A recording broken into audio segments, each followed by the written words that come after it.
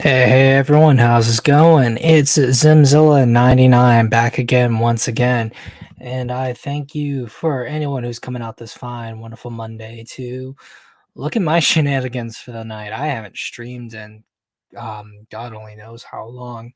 But it's good to be back. It seems like there's actually a lot of new things that StreamYard's added that I don't think I'll really be able to use on this stream at least. But I do have some things down in the pipeline, a lot of video ideas as well as just trying to get more streams down there. But happy to everyone who's here.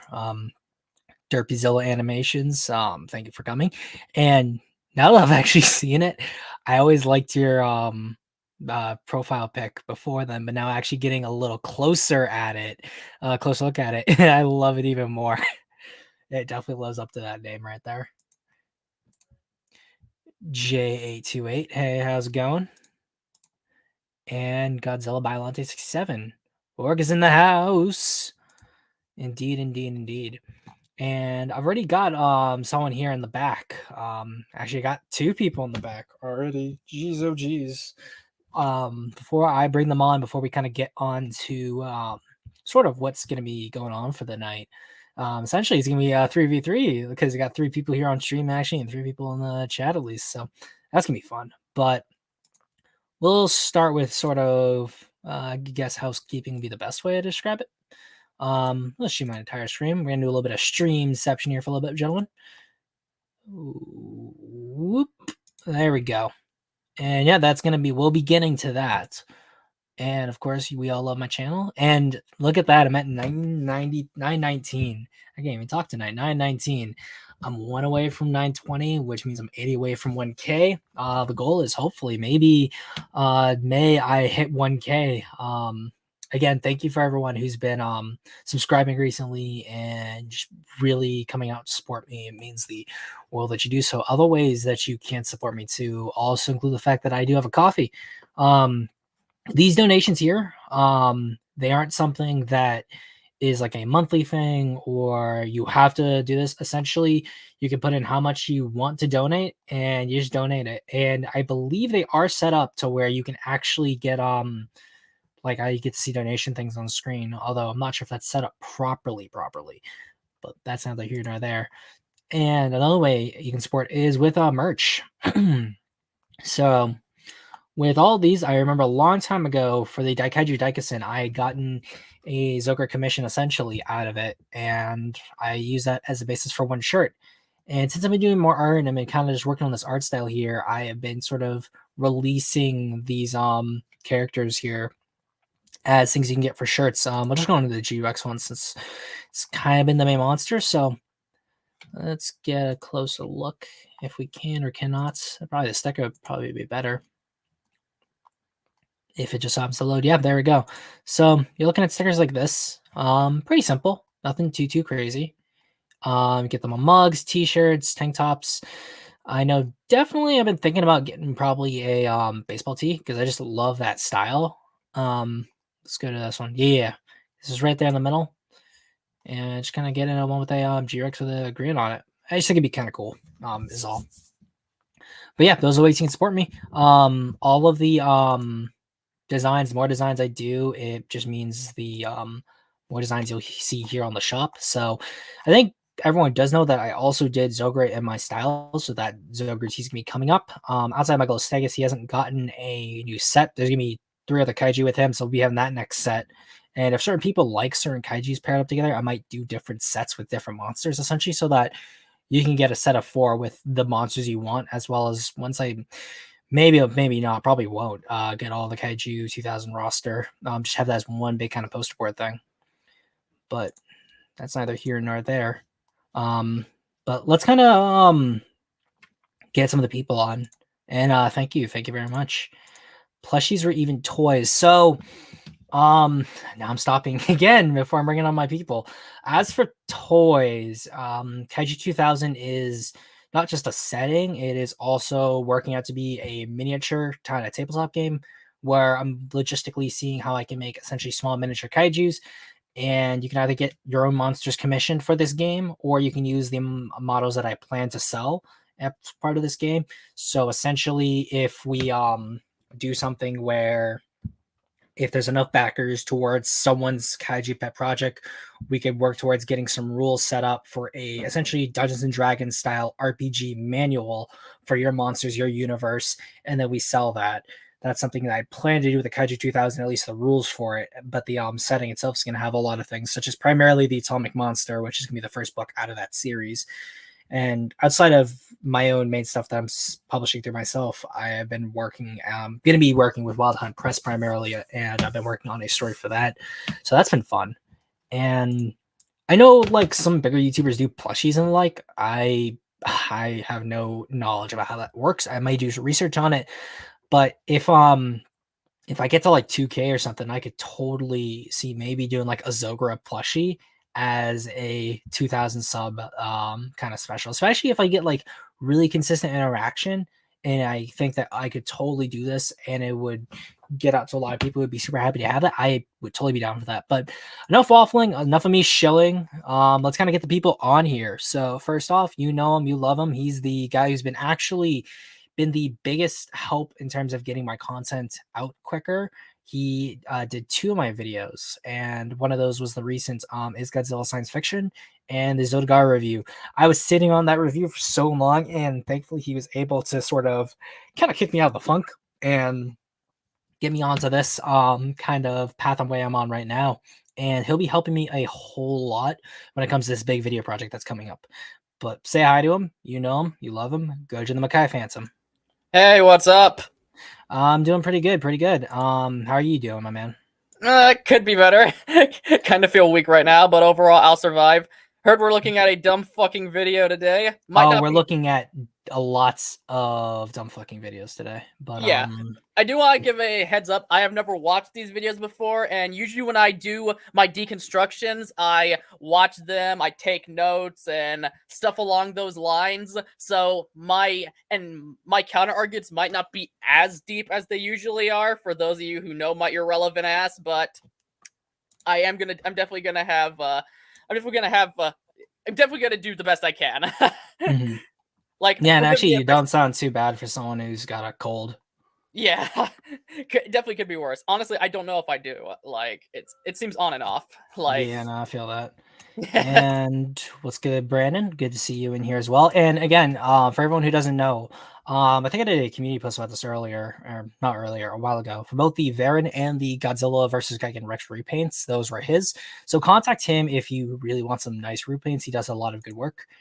And imagine self-promoting on your own channel. Yeah, well, I mean, hey, not everyone comes out to the channel or really kind of follows things a whole lot. So that's the thing about marketing. You really need to kind of get yourself out there. And if you don't have a lot of backing, is what is. Yeah, it's a part of the brand. It's a part of the brand as well. So it's also what happens at YouTube too. If you ain't uploading as much as you want, you ain't getting noticed. Yep, like, for example, I begin every video with, hey, feel free to check out my Discord server and smash that like button harder than I smash your fucking mom.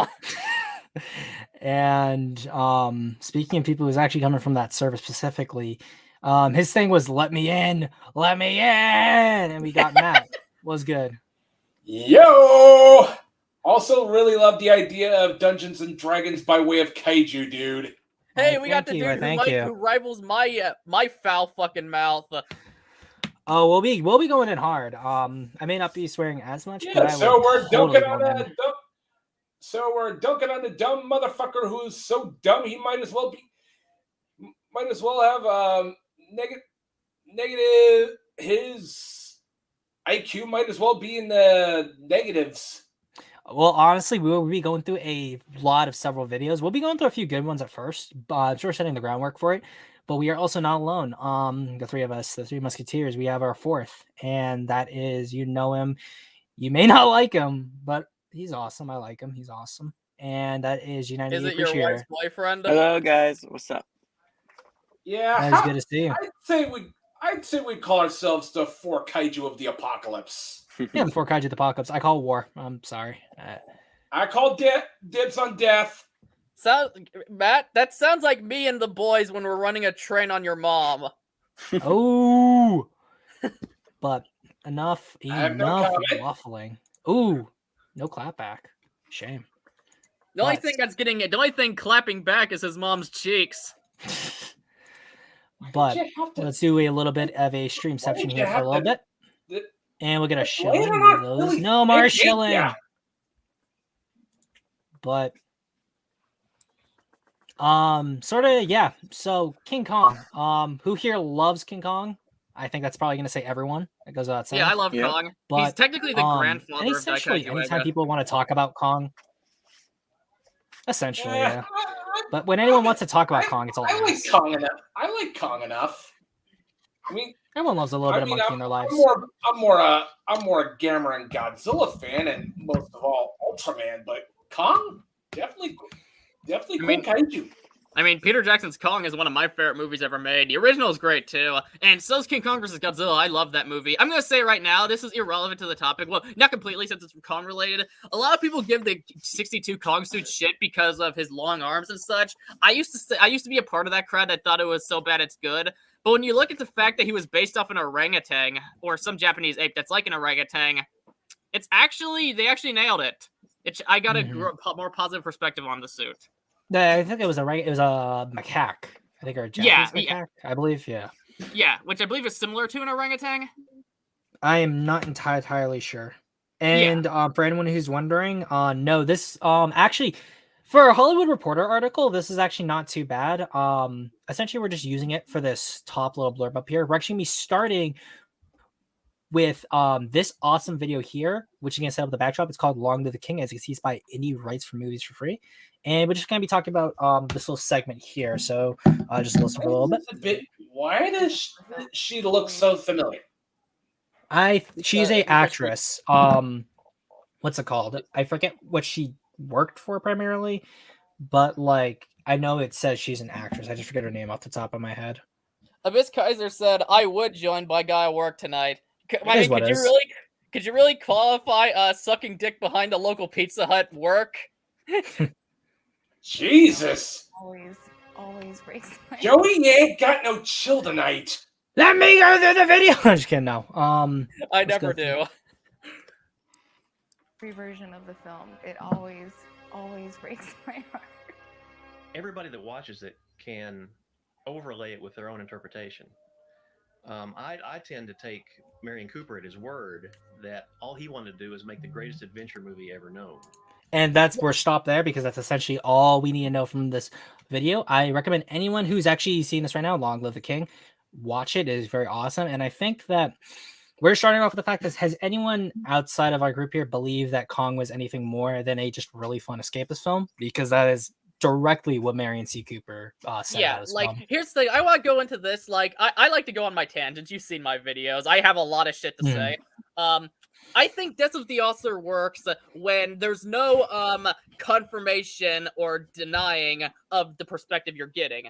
But if they film is like a person's word. You can interpret what somebody says on their word, but once they tell you what they meant, what your interpretation doesn't matter anymore.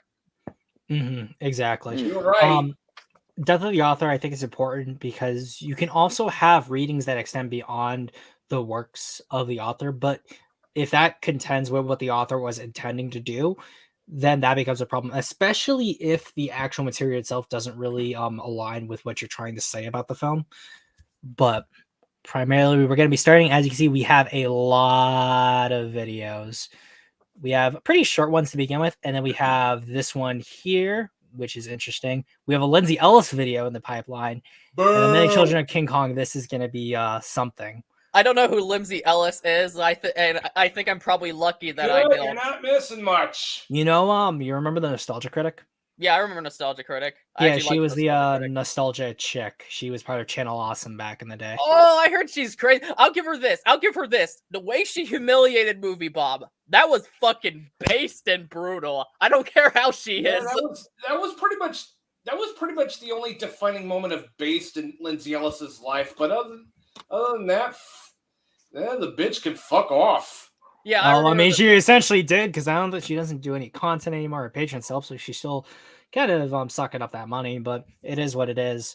But essentially, going back to this article here, the beloved monster movie that hit screens again in Kong Skull Island. Again, this article at least was made around the time, was originally supposed to be an actual gorilla battling as just a real Komodo dragon. So essentially, King Kong was never meant to originally be a monster movie. For people who didn't know, it was just meant to be about an actual gorilla just fighting real lizards. Would have been a whole hell of a lot of animal abuse, but had nothing to do with that would have pissed off animal rights activists to yeah. a I point guess where what makes King even Kong so PETA, magical is got involved.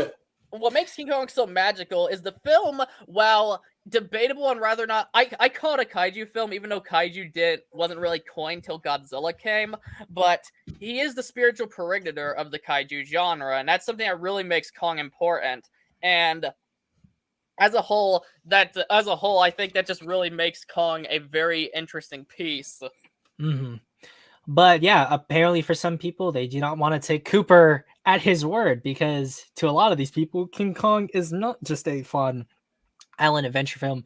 It is actually a deep-seated pit for racism because it's 1930s. God! Yes, it's gonna be these kinds of videos. What do they fucking do? Let's inject modern year. Let's inject current year politics into a classic film that. Okay, Zim, I gotta ask you this question. Is any of these articles or videos gonna be tackling the stupid opinion on that King Kong vs. Godzilla quote unquote uses blackface? No. None of the, I don't think any of these talk about. Okay, but can I go into that then, since we're on the topic? We can when it's relevant. So let's go into the first one here. It's a really short video. It's called Oakland's Willis O'Brien's King Kong is a racist diatribe against Black Americans in 1933. Oh, shut up. By Zini62, YouTube, Live, Daily, Oakland News, NFL, Las Vegas. Can I ask a rather simple question to the dude who made this stupid shit piece of a YouTube video? Mm-hmm. What is it with you and comparing black people to monkeys? The guy who's actually made the video is black himself, so apparently he feels deeply aggrieved that about this film. So let's get into the video. We'll watch it all the way through, and we'll go back if need be. Beyond stupid. And the funny thing is, technically, you are them too, and you're not bothered by it. You're not throwing. Because I don't see myself as a monkey. Yes, that is correct. Exactly. You don't have the self-hatred these fucking imbeciles do. I don't even see myself as anything but a loudmouth metalhead who happens to like giant robots and hot tits. I mean, your mouth is sure big enough to fit in 50 dicks in your mouth, so I guess that we'll take that. Well, so I'm gonna probably put this on. Even at 6 minutes, I'm gonna put it on like. Seriously, Joey, you have no chill. Like I never do. Never do. Your mom told me the exact same thing. Hey everybody, a couple of days ago, it's Willis O'Brien Day. Oakland-born Willis O'Brien pioneered stop-motion animation in the Lost World. Okay, pause it. Pause this shit. This is the most lazy fucking video you could do. Holding a camera like a fucking spurg on a YouTube. You can't even use a screen recorder? Are you fucking kidding me? I mean, you only did 6 minutes for this video, so I'm not really surprised. Yeah, still, but 6 minutes or not, there's no effort here.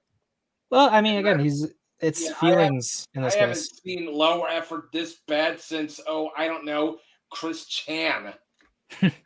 And Chris, hey, say what you will about Movie Bob, but at least he does put a modicum of effort into his really awful tokusatsu shit. Mayor's proclamation shit extravaganza. And you would think that with me forming Oakland's only bid to bring the Super Bowl to Oakland, even though we lost to Jacksonville, that there would be a Zinni Abraham Day for me getting Oakland to the finals between Jacksonville and Miami for the right. Especially since no one thought we would get that far. But details. Anyway, it reads, the office of Mayor Libby Schaaf takes pride in recognizing... Okay, pause it for a second. His voice is giving the massive, like, with the details. It sounds like the exact flat fucking fuck who are like, oh, actually, that's the voice I'm getting here. Well, what's also funny, too, is the fact that for some weird reason, he feels deeply aggrieved that he isn't getting recognition because he tried, but wasn't able to get, like, Oakland, the host the Super Bowl. So he's aggrieved that Willis O'Brien is getting recognized for something he actually did versus him who actually didn't even get what he was trying to do. But it's neither here nor there. Are you sure he didn't make Are you sure he didn't make an autobiography named Meh? Essentially. But O'Brien was born in Oakland in March to 1886, and whereas he pioneered advanced the motion movie special effects technology of stop motion animation, whereas he made deep and lasting contributions to our cultural heritage, including winning the 1950 Academy Award for Best Visual Effects, and whereas King Kong, brought to life by Willis O'Brien in 1933, is a cultural icon beloved by millions. Therefore, I, Libby Schaff, Mayor of the City of Oakland, California, do hereby proclaim March 2nd, 2022 as Willis O'Brien Day in Oakland. The witness thereof, I have hereto set my hand and caused the seal of the City of Oakland to be affirmed. Okay. One thing that she and Grand Lakes Wow. Talk about sparking. Yeah. Here's No. Honestly, wait till he finishes it because it gets even worse. 2022 have to be reminded of is quite simply that, well, this. For all of its historic significance, King Kong is also widely regarded as a racist diatribe against black people. It has a line in it. Since when? By Carl Denham, the main character who had the idea of going to Skull Island to film what was called the ape that was called King Kong, that it was the largest creature ever seen by white men. He looks like a fucking cone head. Look at that. Oh my god. Oh my. Yeah. Like, here's the thing is that it looks like he belongs in cone heads. Yeah. The thing I hate about it though, primarily, is the fact that he's literally an Adam Sandler away from a Saturday Night Live movie.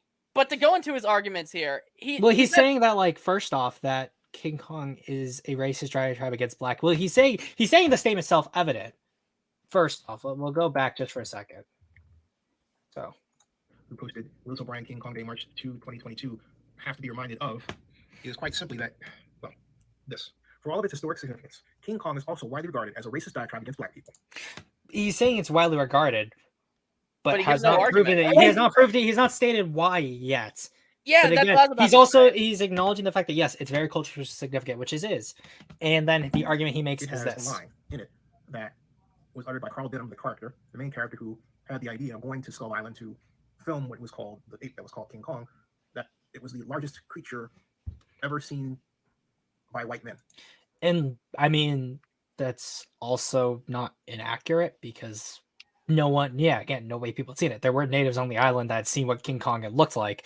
So is it weird to say that Tim saying that is racist?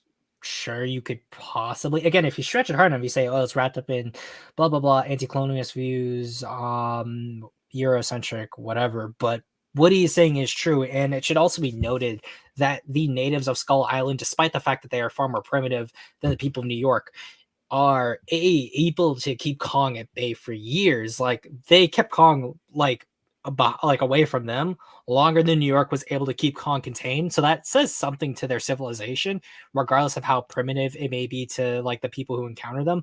But they did a job that, again, modern men couldn't do. So it is, again, a point in favor of how good they are. Not even with biplanes and artillery could you take down Kong. Yeah, I mean, yeah, it took a lot of effort for them to kill King Kong. Not to mention, he also killed a whole lot of people before he even was taken down. Not to mention the fact that it is also the meddlings of these people that disrupt a native ceremony that causes Kong to escape. So again, the people he's saying are being degraded show a whole lot more initiative and ability to control their environment than the people he's saying are believed to be superior in this film. Yeah, like, the issue I have here is he's basically what he's doing. He's saying that, oh, it's widely seen as racist. It's like, no, it's not widely seen as racist, but even if it was, that doesn't speak for its fucking self. Just because something is the majority opinion, which it fucking isn't, only with you illiterate fucks, you still have to explain yourself. Go into detail on why it is. Nothing is self-evident. Mm-hmm. Not to mention the fact that he's citing the fact that King Kong is widely regarded as this, and this is due to a lot of academic papers that talked about King Kong, but almost every single academic paper talking about King Kong almost always self-referential to other works that are basically saying the same thing without any deeper understanding of the film. And that's because a lot of these people aren't fans, they're critics. And say what you will about fanboys having their opinions, fans will always have a better understanding of the texts they care about or are interested in because they are fans. Yeah, but damn right. Like, take a look at me.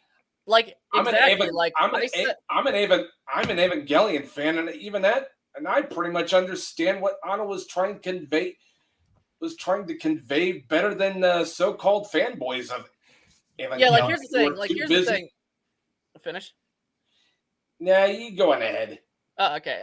As I was about to say, like for example, while you could call me a critic or YouTube reviewer and such, I joined the platform because what I mostly want to do, I want to talk about stuff I care about. It's my own little nerd lounge. So that's why when I make my content, I try to go in depth as possible because I want people to actually understand what the fuck it's about and what's going on with it, why something works or why something even doesn't work. Instead of just saying a bunch of bullshit, like going, "Oh, this is the case," or "This isn't," with nothing to back it up. Like my reviewing comes from the fact that I am a fan, and I think a lot of critics would benefit from it. A lot of people like this would actually benefit from it. Mm-hmm. Like, obviously, what's it called? Defender, you've been a little quiet. Any thoughts so far? Oh no, I'm just listening to you guys because it's interesting that like I've seen some videos about stuff like this, and like they all tend to say that like it's like a known fact that like it is a racist movie, but like it's just weird how like people tend to just see it out of nowhere, where most of it is just like a coincidence or just like. And even if just we a and like coincidence. and like we could say that parts of the film probably are racist, but then Yeah. that would also mean they aren't necessarily unique for their time either. Like it's not Birth of a Nation in terms of what it's trying to portray. And then that film was also overtly propaganda. But again, let's move forward with this video here. My line, that's not my imprinting on what he might have been thinking. He said that blacks in King Kong were portrayed as savages. Blacks in King Kong were portrayed even to the point of the gorilla. Oh no! Oh, horrors! Blacks in King Kong were portrayed even to the point of the gorilla himself. Well, essentially being a metaphor for a big black guy. Again, how do you prove that metaphor? Because it's always been stated that no, they just wanted to make a movie about a big gorilla. Like, well, where is the metaphor? Wait, and not to mention the fact that. Did he say that Willis O'Brien say that? I thought I heard him say that.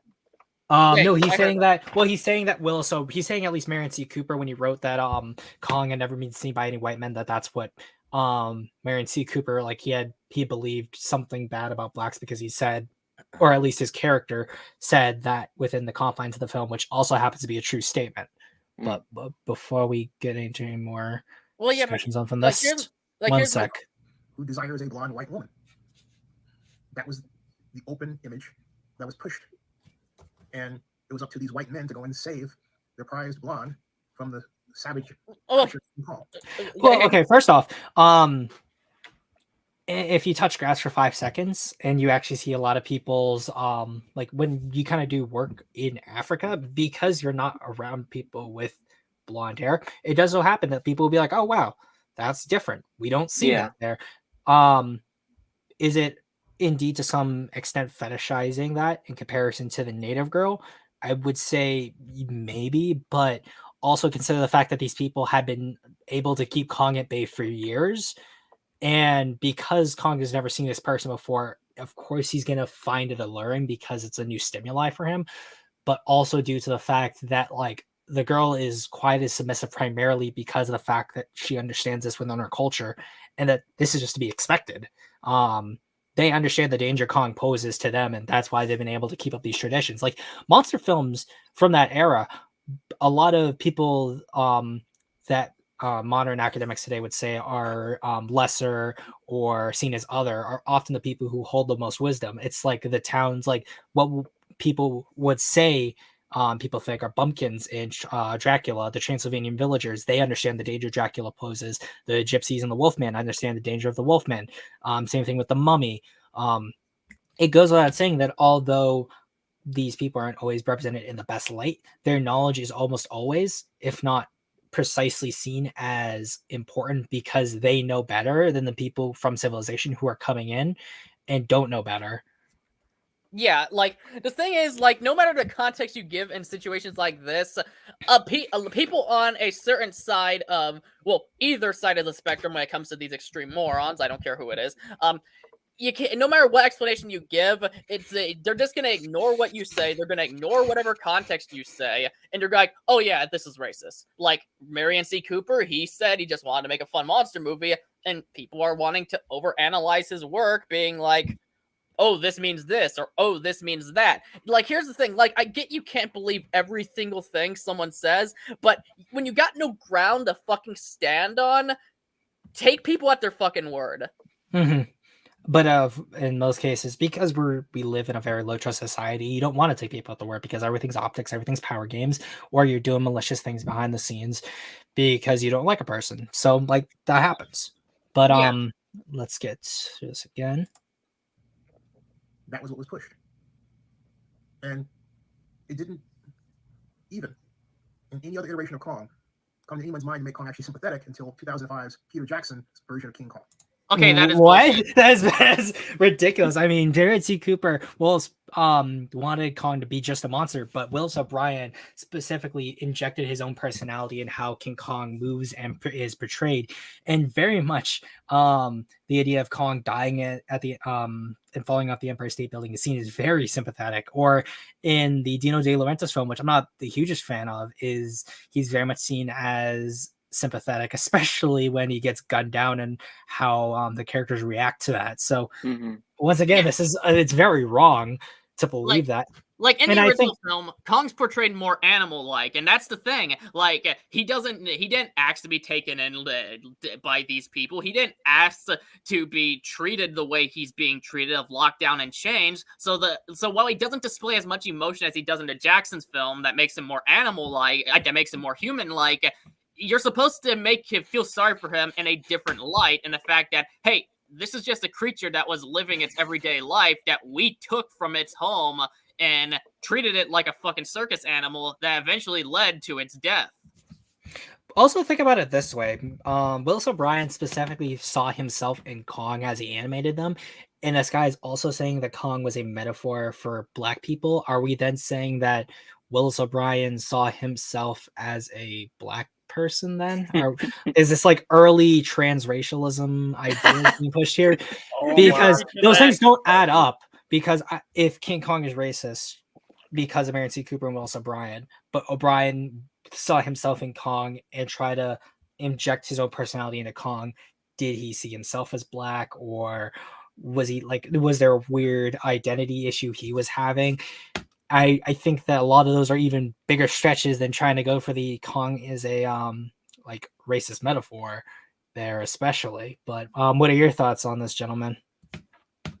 I think the guy's a fucking idiot because, like, the thing is, I think his face right here would say otherwise. He's just like, yeah, dude looks like I am not an idiot. Character.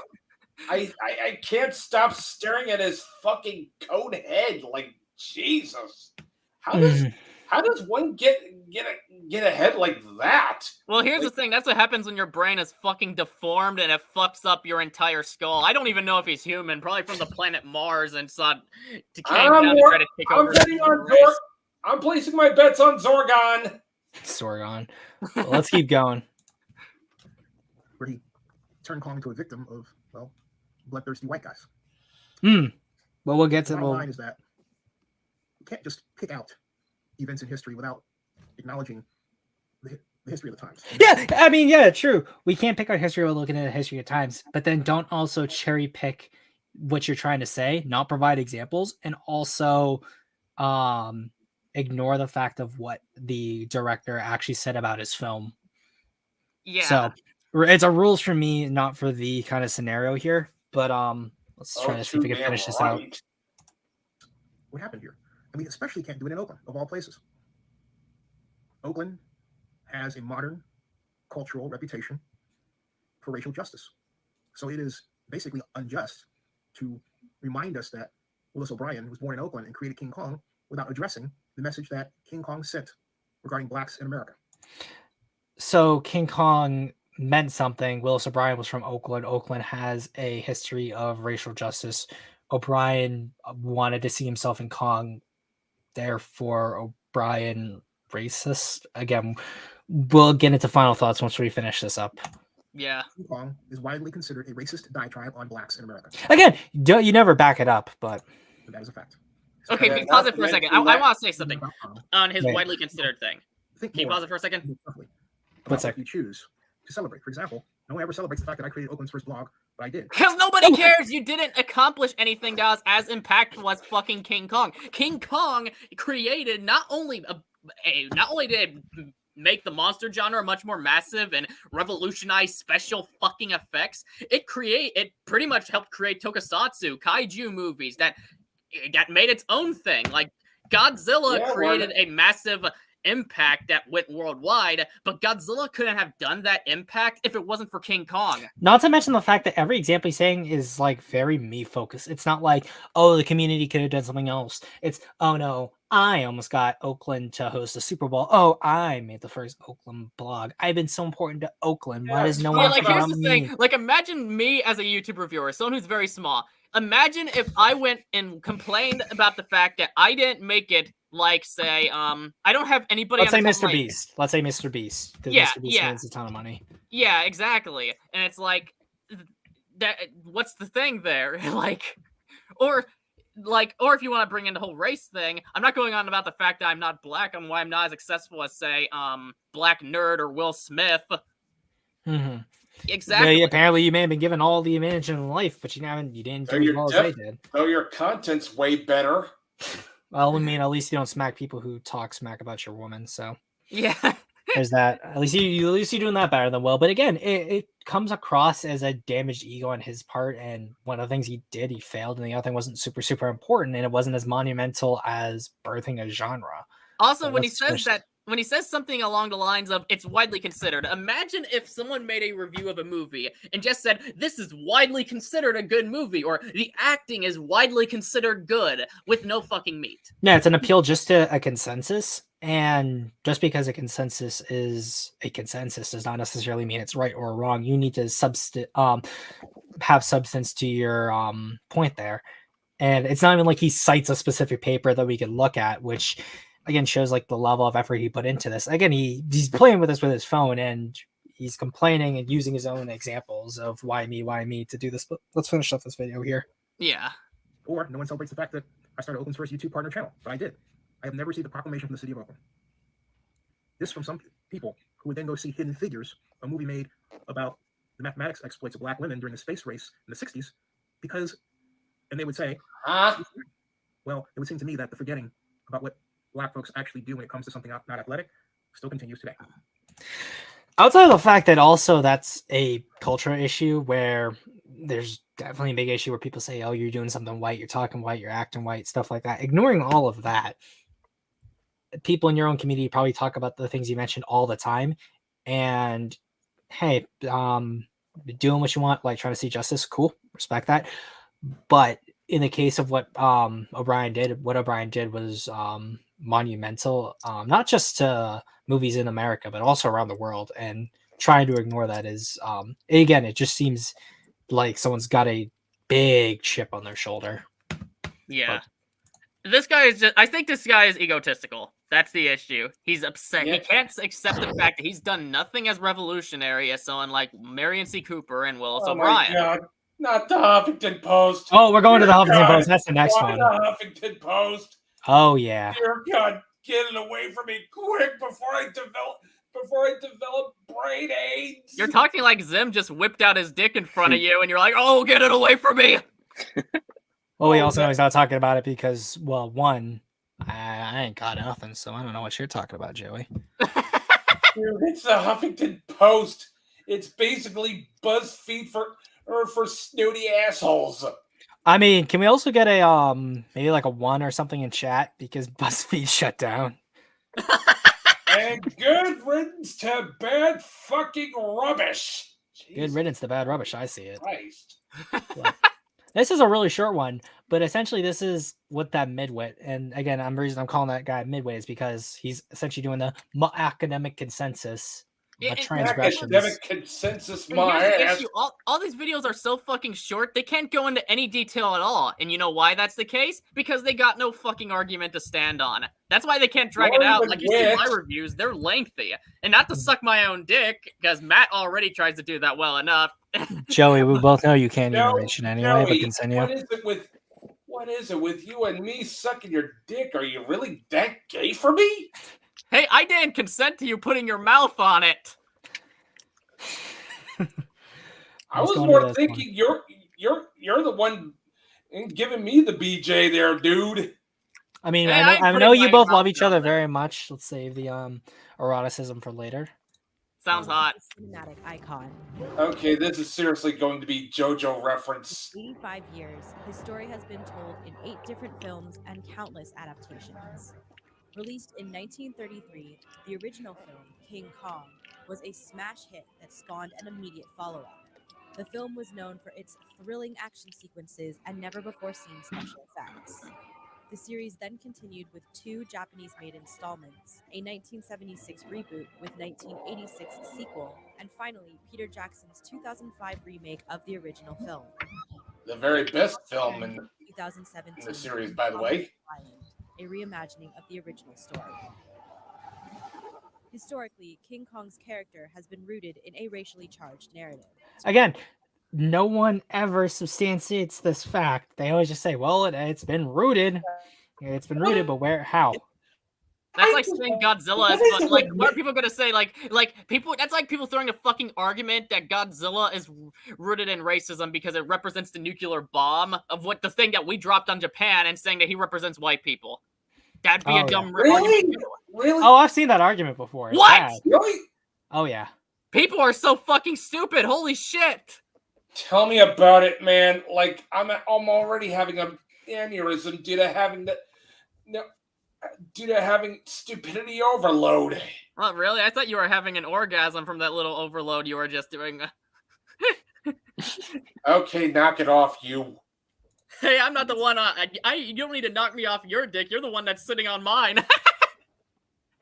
Sorry. There you go. King Kong's character has been rooted in a racially charged narrative. To understand how, it's important to look closely at the storyline. Here's a refresher. A group of men, accompanied by a beautiful woman, traveled to an uncharted island inhabited by savages who worship. Okay, you're the one calling them savages. They're just natives. I'd argue natives. they weren't savages until the 2005 film. Yeah, they were savages there. Outside of the fact that like fucking Africa, man. Yeah, outside of the fact that they kidnapped Anne, they're pretty like honestly kind of chill, frankly. And it's interesting to note that almost always no one acknowledges the fact that when they capture Kong, the natives actually try to help them stop Kong from breaking through the walls, and he also goes out of his way to attack native people as well as the crew. But we'll keep going through this. Like, if you're gonna criticize that, where's this criticism towards Cannibal Holocaust where they actually are fucking savages? And I'm not saying Cannibal Holocaust is racist. I highly doubt it is. They're just being, well, cannibal natives, which actually do fucking exist. But if you want to bring the energy towards Kong, how about you bring it towards something that actually portrays natives as fucking savages? Because they ain't got the cojones. The men capture Kong and display him in New York City as the 8th wonder of the world. Driven by love, Kong escapes, takes the beautiful woman, and climbs a tower, only to be shot down by warplanes. You know, your classic Beauty and the Beast tale. Oh, no. It wasn't the airplanes. It was Beauty killed the beast. Not really. What? Marion C. Cooper crafted a story that illustrated Black hysteria and xenophobia. Oh, fuck off! Truly, the man who originally wanted this film to be about a gorilla fighting a Komodo dragon, and then saw Willis O'Brien's Dinosaurs was like, totally, it's about the hysteria, you know? Oh yeah. Like, here's the thing. Would these people feel better if they didn't use a fucking gorilla? Is gorillas fucking forbidden or some shit to use? I guess it's because the fact that people say, well, black's monkeys, therefore giant ape racist. Yeah, and that pisses me off because that's the equivalent. Like, just because there's a stereotype there, doesn't mean that anything who talks on it is racist. Like, that's like, for example, you see an African American at KFC or something. You're the one that's associating that with the racist stereotype there. That person's just trying to fucking enjoy themselves. Just because there's a stereotype that negatively associates it doesn't automatically mean it's racist. Kong isn't associated with fucking black people, okay? And I think that is the last thing I'd be thinking of when I look at a giant gorilla. But exactly, like if you're associating Kong because he's a gorilla with black people, I think these people have racist thoughts and they feel bad about it. Yeah, it says more about them. What is it with midwits and comparing black dudes to monkeys? Like, jeez, I thought they kept saying they were anti-racist, and then they're go making racist statements like this shit. Like, I said, these people have racist thoughts, and they feel bad about it because they know their racist thoughts are wrong. So they try to project it onto a fucking ape to seem righteous. Yeah, no, I mean, like, essentially, it's reception therapy in its core. Righteous. Yeah, I mean, like I said, it's reception theory. It's because these people see how a film's thought of a certain way. Again, essentially death of the author. And because people see it a certain way, therefore they think, oh, that's what the film's actually about. And it's been compounded upon, especially by a lot of articles. And yeah, never mind. It's literally a dude who just wanted to make a movie about big monkey fighting big giant dinosaur. Mm-hmm. Hey. This, claiming that he never intended to do so, but the racial parallels exist. You're making it. Cooper, deny this. Wait, let's do it one more time. Let's do it one more time for the audience. Cooper denied this. Cooper denied this. He never intended to do so, but the racial parallels exist. Take another look. This time with key identifiers. A group of white men accompanied by the quintessential. Oh yeah, it's always the white people. Okay. Here's the thing. Like, bring up the fact that the movie has a Caucasian cast. Here's the thing. Whether you like it or not, they are the majority of America is fucking white. So the fact that a movie has all white people in it, there's nothing wrong with diversity or anything, especially one in the 30s. Is that really fair point to think that it was intentionally racist? Maybe that everyone who just decided to be in the film so happened to be white. Yeah, not to mention the fact that also New York at that time was like 93% like non-Hispanic white. So like no one who's got kind of like a like weird origin in a sense where could be Hispanic and therefore identifies white. That way, no, like full on white. And it's again, these native people, they aren't like savages outside of the fact that they capture Anne because of the fact that she's a unique person and they've never seen someone looking like that before. The native people are actually pretty chill compared to every other depiction and quite helpful, especially towards the end, which they do in this scene here. This is, excuse me, this scene's kind of cut, but this is them literally fighting against Kong. They're like hurling spears at the guys coming ashore, like you would kind of think it's implying here, like a shot. White woman travels. A group of white men, accompanied by the quintessential white woman, traveled to an uncharted island inhabited by native savages. Yeah, that's it from the Kong fight. See, right here. Named Kong. Yeah, they were fighting against Kong. They were trying to keep Kong under control. Not to America. Not chuck a bunch of spears at some white dudes. He's always been king of this world, but we'll teach him fear. Sound familiar? Not long after, the beast. Here's the thing.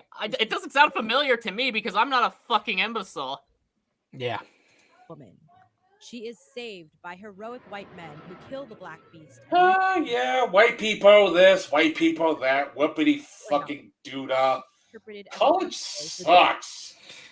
The fact that they're saying whether Cooper intended it or not, it can be seen as an allegory. This is one reason why I love this quote by Tolkien about how much he hated allegory. In fact, you guys can sort of discuss that while I pull up that quote. Do I need to mention why J.R.R. Tolkien is so based?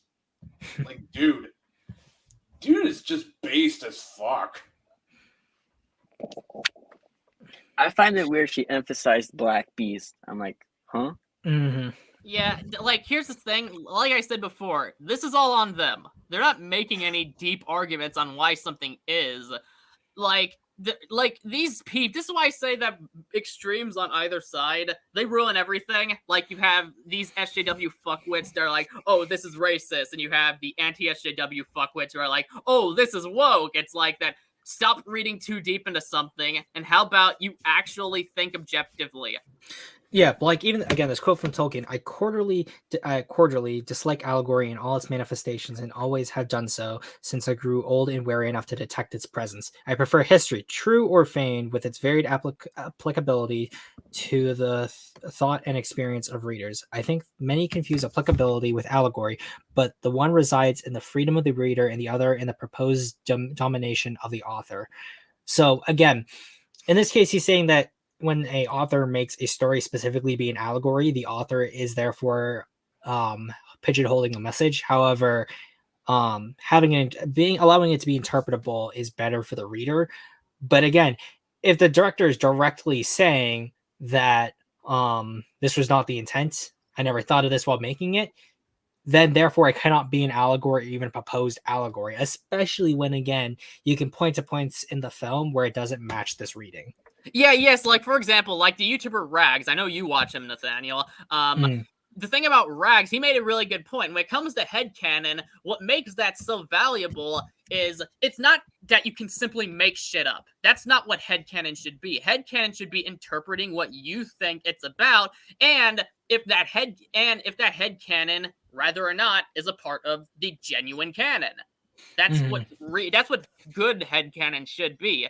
People misinterpret headcanon and abuse it like that. Oh, I want it to be this way, so it is. No. Yeah. You're saying you're interpreting what you think is going on there. But if the person debunks your argument, my own then headcanon for if they ignore your argument, it's irrelevant.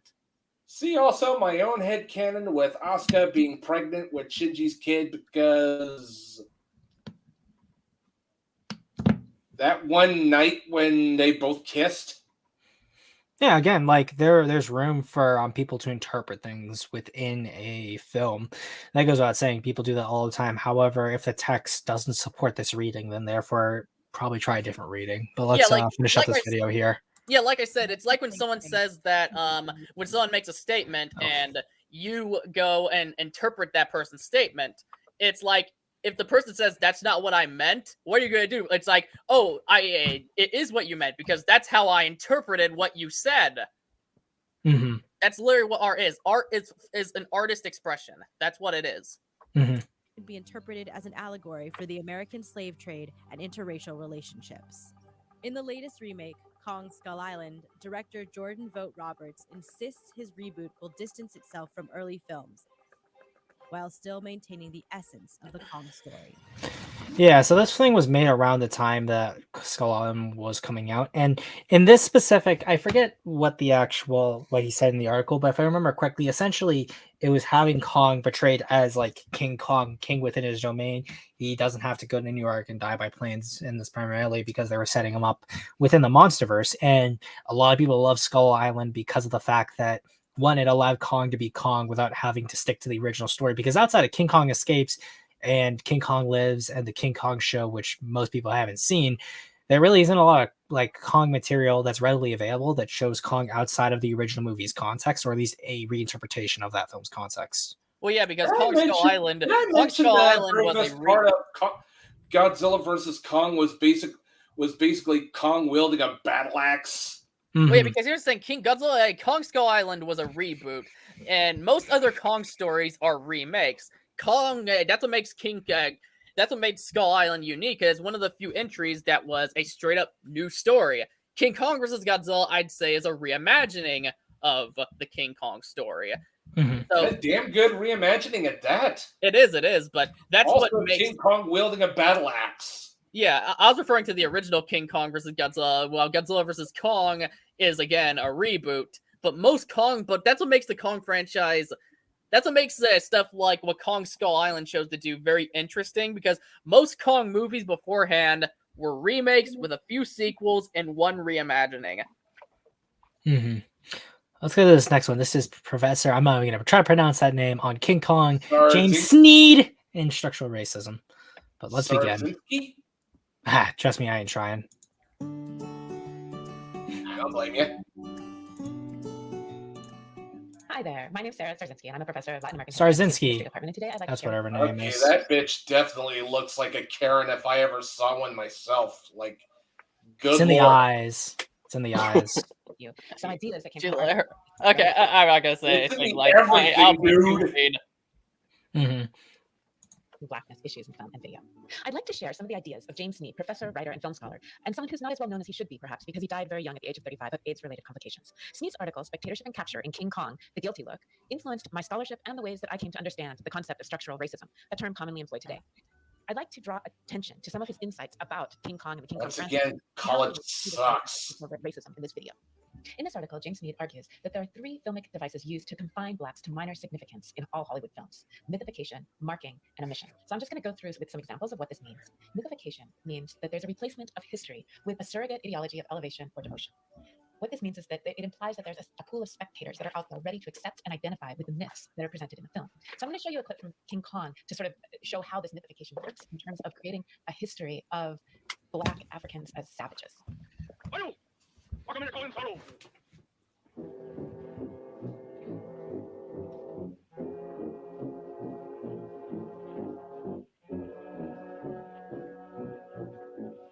scram out of here. I can steal you. Steady, boys. The simplified plot of King Kong involves filmmaker Carl Denham traveling to Skull Island to make a film about a monster known as King Kong. The mythification in these scenes work because they tell a story of African people as primitive savages, in contrast to the white explorers and filmmakers. This means that there has to be a group or a pool of spectators watching the film who believe that Africans are primitive savages and believe in these ideas of a white superiority. Here's the thing, just because someone believes that Africans are fucking savages, that's on them. That's not on the movie itself, that the audience was fucking stupid as shit and decided to make that interpretation. And again, these are natives. These are and again, people. Let's consider the fact that one, this island isn't marked. No one's been there outside of these natives. These natives have been keeping Kong away for years. So they aren't unintelligent. They know what they've been doing. Yeah, and so of course they would be savages because, good Lord, this is an island and frozen in time. Yeah, like people there still think it's the fucking Stone Age. Yeah, I mean, like, it's not like they can really do much else given the fact that, like, one, what's in the jungle, and two, we learn later in Son of Kong that the island's sinking too. But that continues as Carl Denham employs Anne Darrow as an actress, who is then captured on Skull Island by King Kong. The explorers rescue Darrow, capture King Kong, and bring him to New York City to put on display. Kong escapes, robbing Darrow and climbing to the top of the Empire State Building, where he's shot by planes and falls to his death.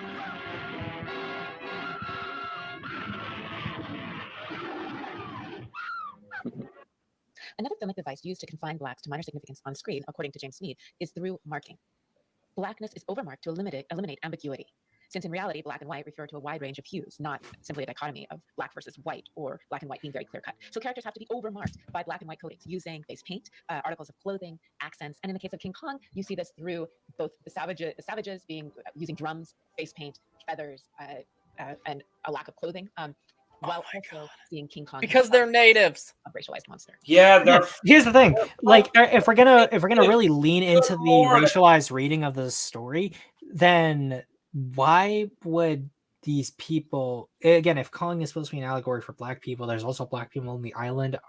Is the reading supposed to be that blacks like segregate the strongest of their community and appease them through gifts, but also like Kong doesn't directly like rule over these people? Like, when you really try to think about what they're trying to say or how it's an allegory, the allegory falls apart. Exactly. And the way that they're dressed, it's like she goes on about how they're dressed. It's like they're natives. Natives don't wear normal everyday fucking clothes. They're not civilized. That's the whole point of natives.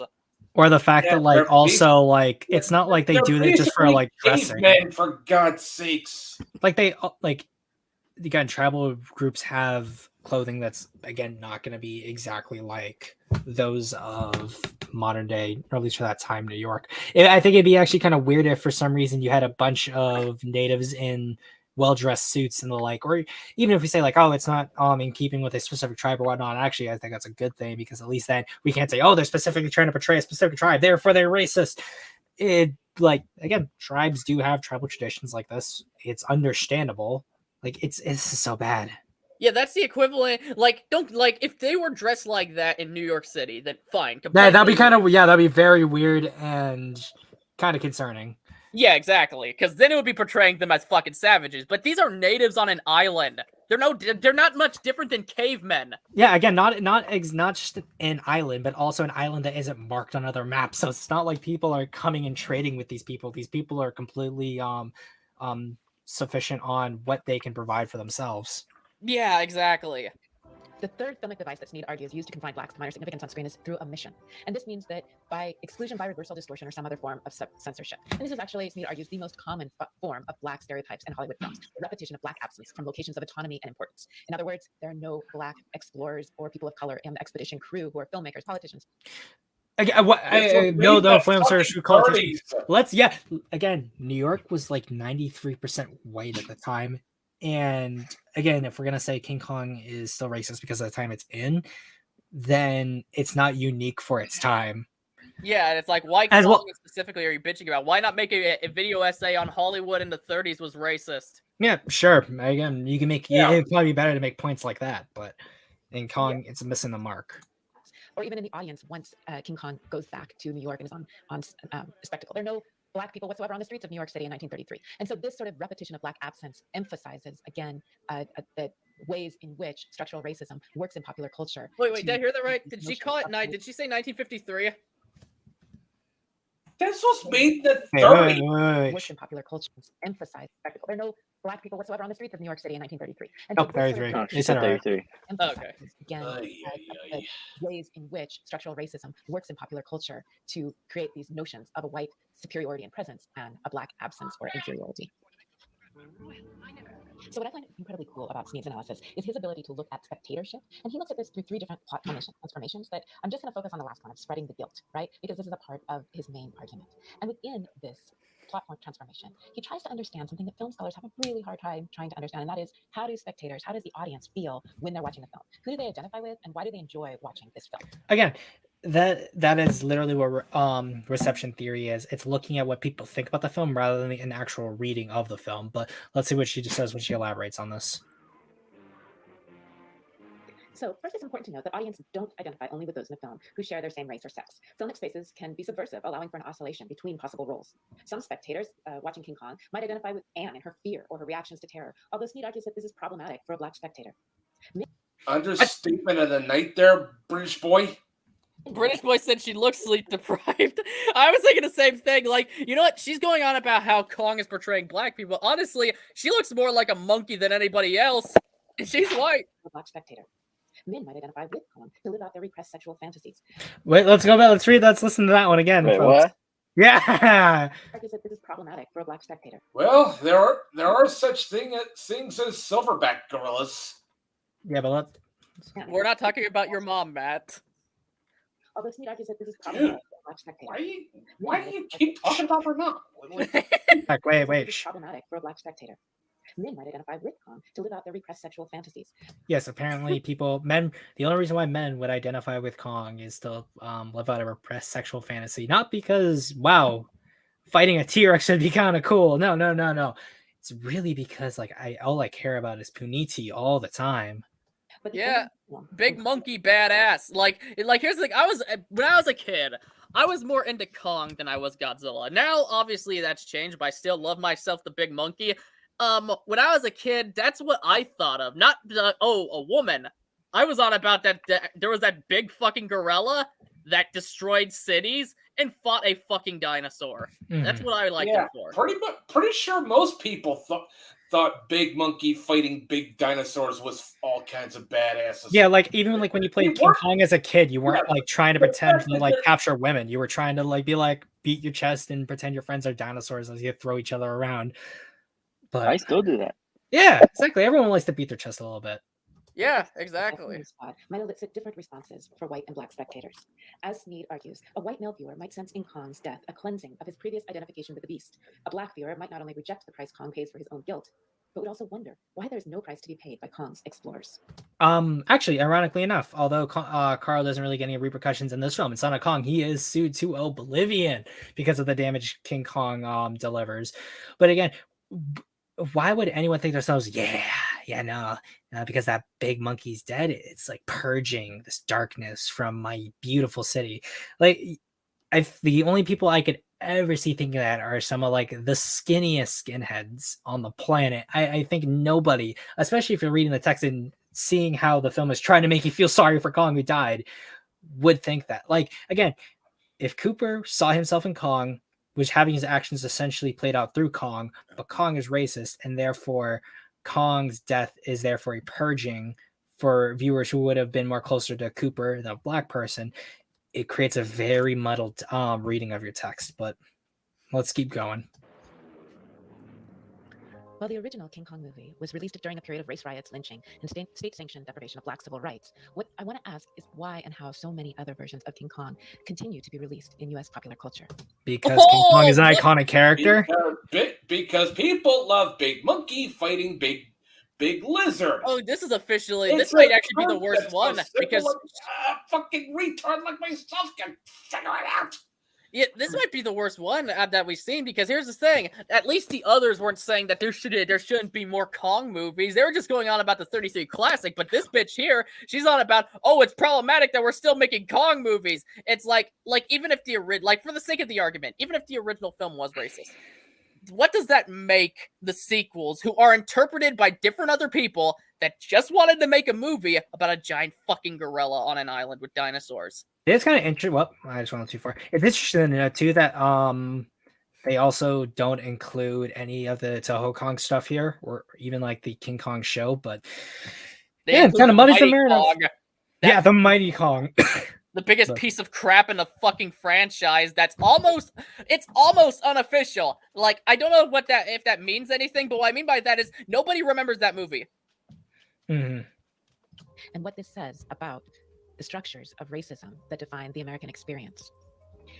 So when we look at films like those associated with the King Kong franchise that tend to privilege whiteness and disadvantage people of color, this is— Oh my god, bitch, will you shut the fuck up? She looks like her face was burned with acid. Look at that fucking bone-ass face and nose. About U.S. culture and its history. She looks like the Crypt Keeper. The Crypt Keeper had a sex change. Yeah. Again, this is something that has been perpetuated within society that lacks even a deeper analysis or questioning of why is it that we continue to support and enjoy productions of King Kong. Yes, truly. The music that's here, this sad music, is really is trying to imply that that Kong dying was like the best thing, a really good thing, and the only source she gives is this one. Yeah, only to the most skinniest of skinheads. It would be triumphant music, but nope. I can already tell by looking at this moron. We finally got to the Lindsay Ellis one. I don't think it's the worst one. We'll rank which ones are the worst ones. So today's Loose Cannon features one of the oldest, most iteration-y franchise character that didn't start in a book or as an archetype or as a folk character, but from the movies. King Kong is utterly of cinema, and while there are plenty of non-movie versions, there's a lot to take about how the film form has changed over the years just by looking at the different versions of King Kong, like which symbol of man's hubris are we climbing today, or why is man the real monster this time, or the racism that never really seems to be handled better with each different incarnation. Anyway, given that this is— okay, now this is relevant. Now I could bring up this point, because now— No. I think she'll bring it up later, but if not, you can go about it then. Okay, because you know what point I'm talking about. Kong is a deep, nuanced character that changes a lot from version to version, so much as a concept. If a theme can get much in the way of dialogue or any dialogue, Kong is less a deep, nuanced character that changes a lot from version to version, so much as a concept. If a theme can be a character, it's King Kong, and with it is interactions with the kidnapped. Okay, so Kong is also one. It's deeply allegorical, but also not that deep. But again, we'll keep going. Her arguments make about as much sense as. And I voiced says, I don't know, the plot of Twilight. Mm-hmm. Thank you, Steve Blum, but I don't really need to hear what you say. That aspect tends not to change too much. Even though Kong is supposed to be the monster of the piece, he's also the thing people remember and like and even kind of sympathize with. He's very similar to Godzilla in that way. And yes, we may look at Godzilla another day.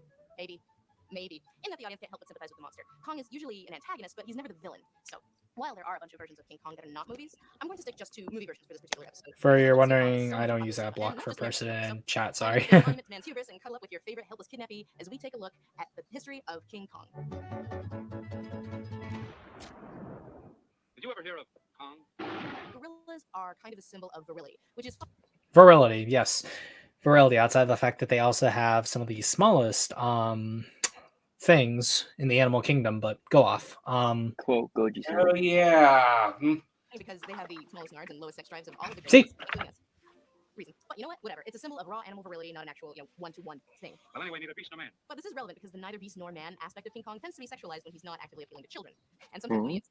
We'll get to that. King Kong was born of the lost world genre of literature, popularized by the likes of Sir Arthur Conan Doyle. Basically, now that it's the 20th century and Europe and America have colonized all of Africa and half of Asia, those parts of the world aren't so mysterious and scary anymore, so the West is like, hey, let's make up new ones. Director Marion C. Cooper lived for the whole safari and exotic places thing, and King Kong was the brainchild inspired by his real-life adventures. Not to mention some excitement about the Empire State Building, which had only recently finished being constructed. In terms of the film itself, Carl Denham is basically Cooper's self-insert character. King Kong is a simple movie, and a short movie. A film crew goes to an island to film a fantastic mysterious thing, and halfway through they find a monster, and the monster becomes immediately smitten with the first white woman he ever sees. Yeah, blondes are scarce around here. The movie even sets up like a lady exchange rate. He's offering to trade 6 of his women for half. So 6 women of color on the $1 today. Also, King Kong came out at this perfect time of when America was getting like really obsessed with monkeys, and that lasted for a while. Yeah, it's almost because gorillas were recently discovered around this time, so that's why there was a big obsession with them. Same reason as like how people were really obsessed with dinosaurs when we started finding a lot of fossils, and then when Jurassic Park came out, there's a big dino craze. So it's almost like big cultural moments facilitate a lot of people's fascination with them. But moving on. I wish other species of apes, because we are apes. Humanity is a subspecies of apes, but I wish other species of apes had the capacity to fucking speak, because I wonder how they would think with people constantly associating them with African Americans. Yeah, it would. Yeah, that would be the ultimate shut the fuck up, bitch moment of the century. Mm-hmm. But you know what? He doesn't really seem to care what she thinks. There is actually one point where he starts stripping off her clothes and tickling her. Yeah, it's almost like he's an animal. Like, I mean, have we seen the amount of times that dolphins will do weird things, how horses will do weird things, how elephants like play with people?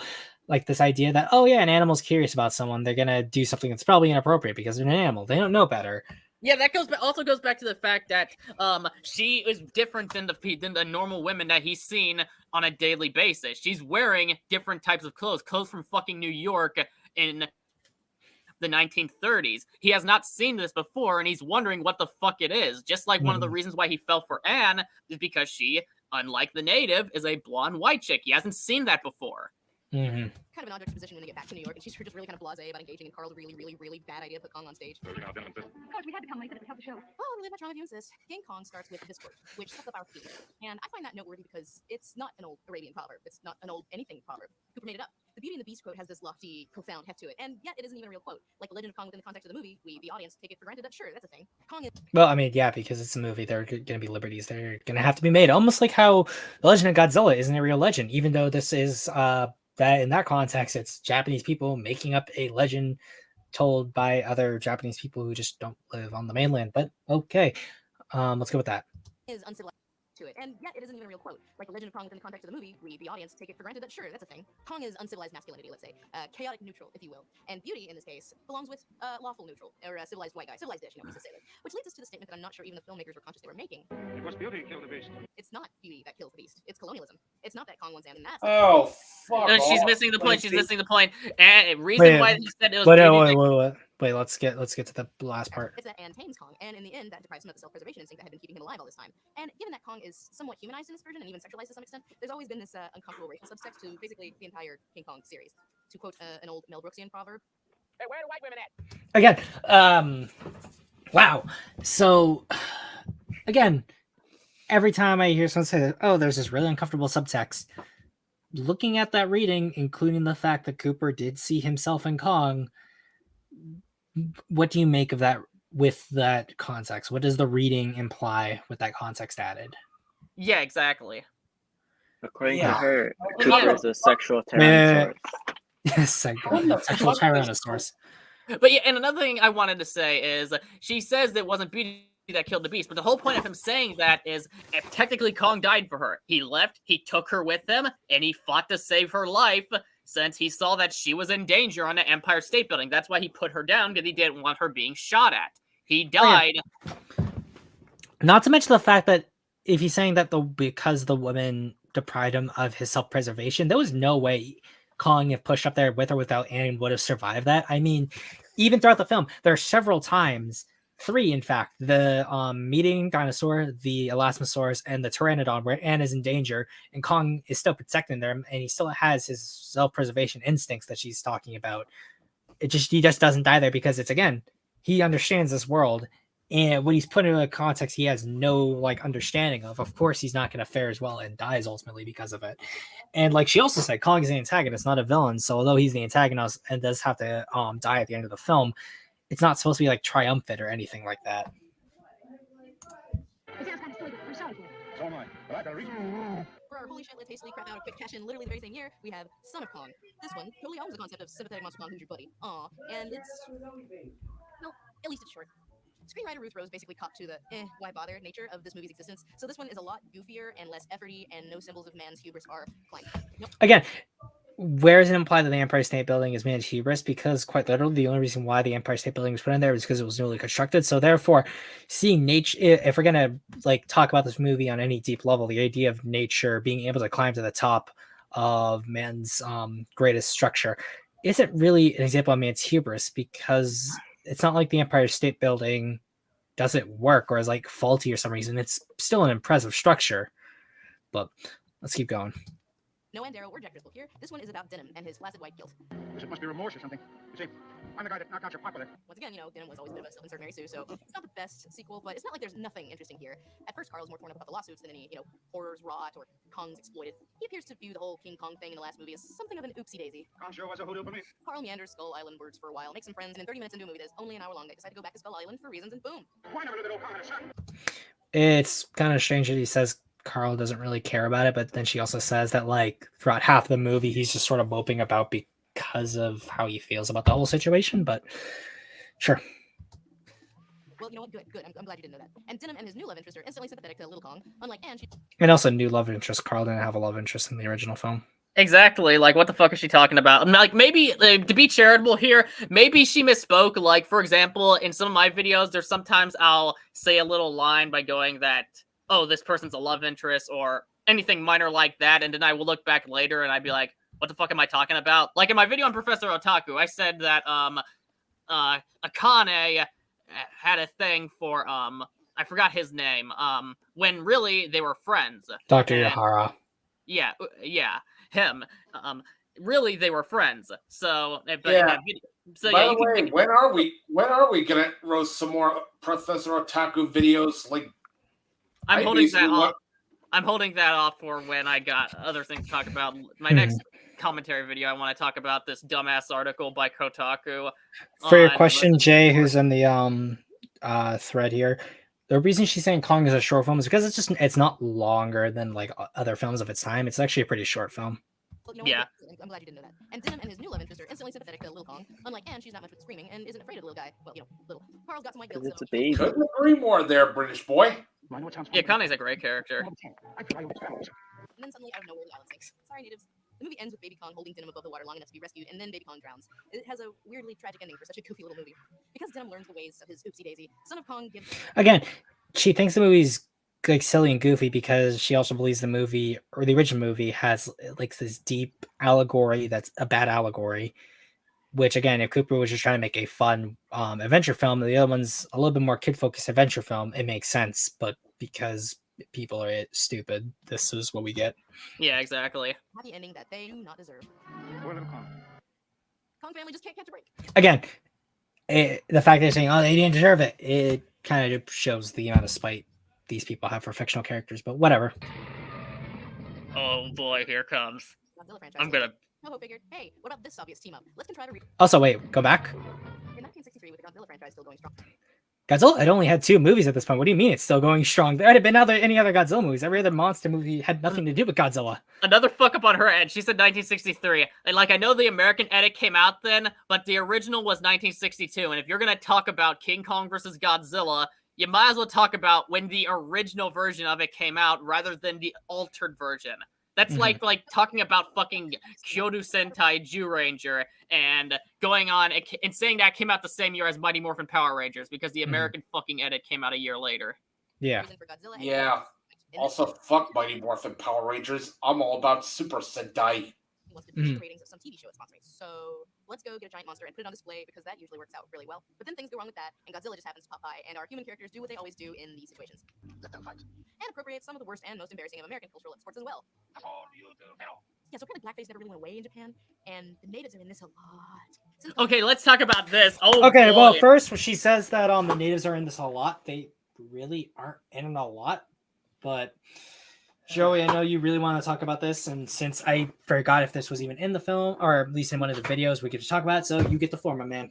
Yeah, exactly. Like, this part been pissing me off for a while. Like, even people in the community that seems to have that seems to have a big following, well, decent enough. I'm not gonna say he's anything big, but like Rick the Squirrel was stating this retarded shit. But no, it is not blackface. There is, like, for example, they're Asians. That's basically what I grasp. Some Asians are darker skinned than others. I've got a girl who is also I'm with a girl who's Asian and also so happens to be darker skinned. I showed her the clip of King Kong vs. Godzilla and asked her that, hey, does this look like blackface or does it look like other Asians to you? And she said they look like tanned Asians, which is what she is.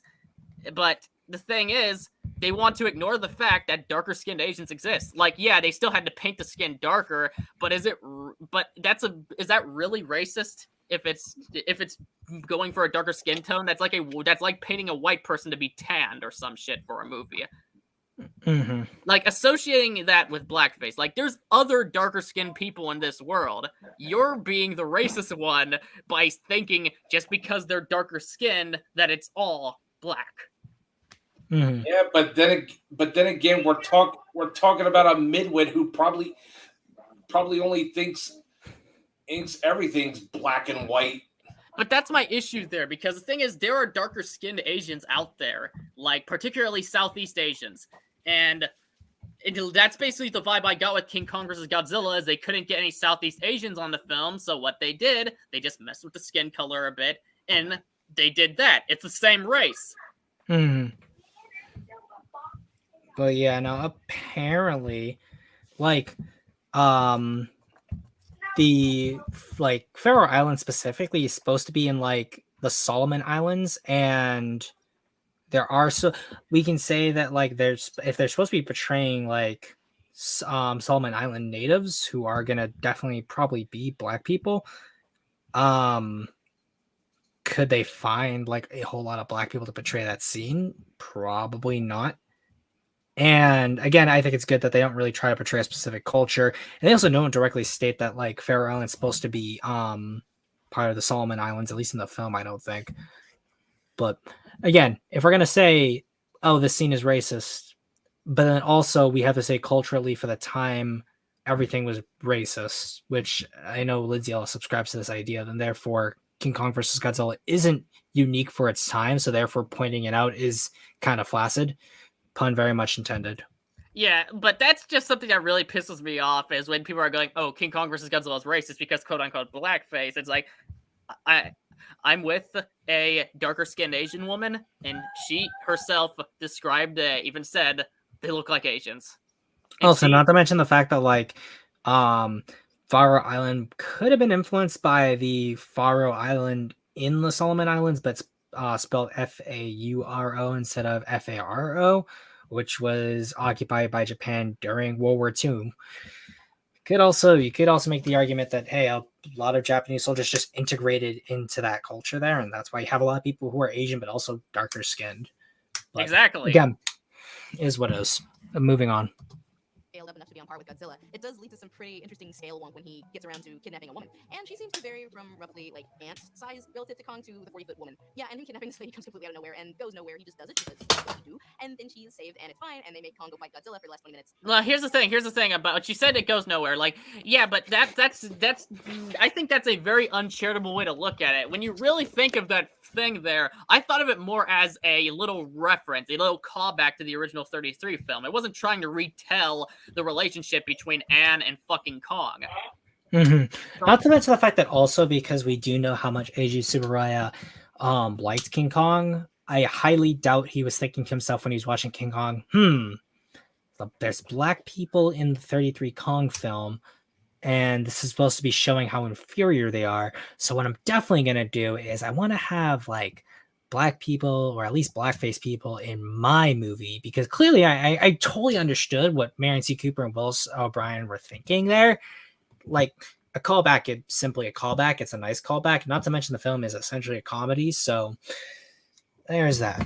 And another thing that kind of pisses me off is when you look at Ichido Honda, for the time, he was very progressive. Like, back in the day, he would, like, modern day, he would probably just be something like a normal liberal. But back in the day, like, his decision, he was pretty left. And the thing is, he wanted equality for all. He had no issue with any group. He was a feminist, and he didn't want anybody to be discriminated against. That was a very well-known fact about Ishido Honda, and that's something that really gets under my skin when people try to paint his movies as fucking racist, sexist, or anything, when he was an egalitarian. Yeah, but there's a difference between Ishiro Hondo type egalitarian and just flat out communist. Well, exactly. But I'm just saying that for the time, being an egalitarian like him was pretty left. Kong appears to win, and then they let him go because. Lesson learned from man's hubris? It's just not worth the trouble. Again, the film is very much supposed to be a comedy, so like, and not to mention, the guy who played Mr. Taco was the like Charlie Chaplin of Japan. So clearly, although like there's a message there, it is supposed to be played up as a joke because that was the point. But I think she gets into King Kong Escapes as well. Yep. King Kong Escapes was a Japanese-American co-production loosely based on a Rankin and Bass animated series from a few years earlier. In the animated series, Kong befriends a little boy. This version loses that angle, and Kong... Oh, really? That's what we're going with. This movie is mostly a setup to get Kong here to battle a Robo-Kong built by a mad scientist named Doctor Who. A little boy in this version, a blonde lady, and you know what that means. I don't want to go with you. This movie kind of marries the children love Kong thing to the sexualized he wants him loving thing. This was also made during the Godzilla. Okay, why do I get the feeling Robo-Kong heavily inspired the robot gorilla monkey thing from King of the Monsters? You mean Mechanic Kong? No, but what thing from King of the Monsters? Oh yeah, but he said Robo-Kong. I just want to kind of correct that. No. But you're saying which thing? I'm thinking which thing you're referring to from King of the Monsters.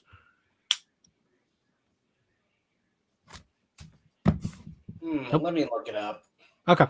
Let me keep playing. Miss Watson is. Well, see for yourself, gentlemen.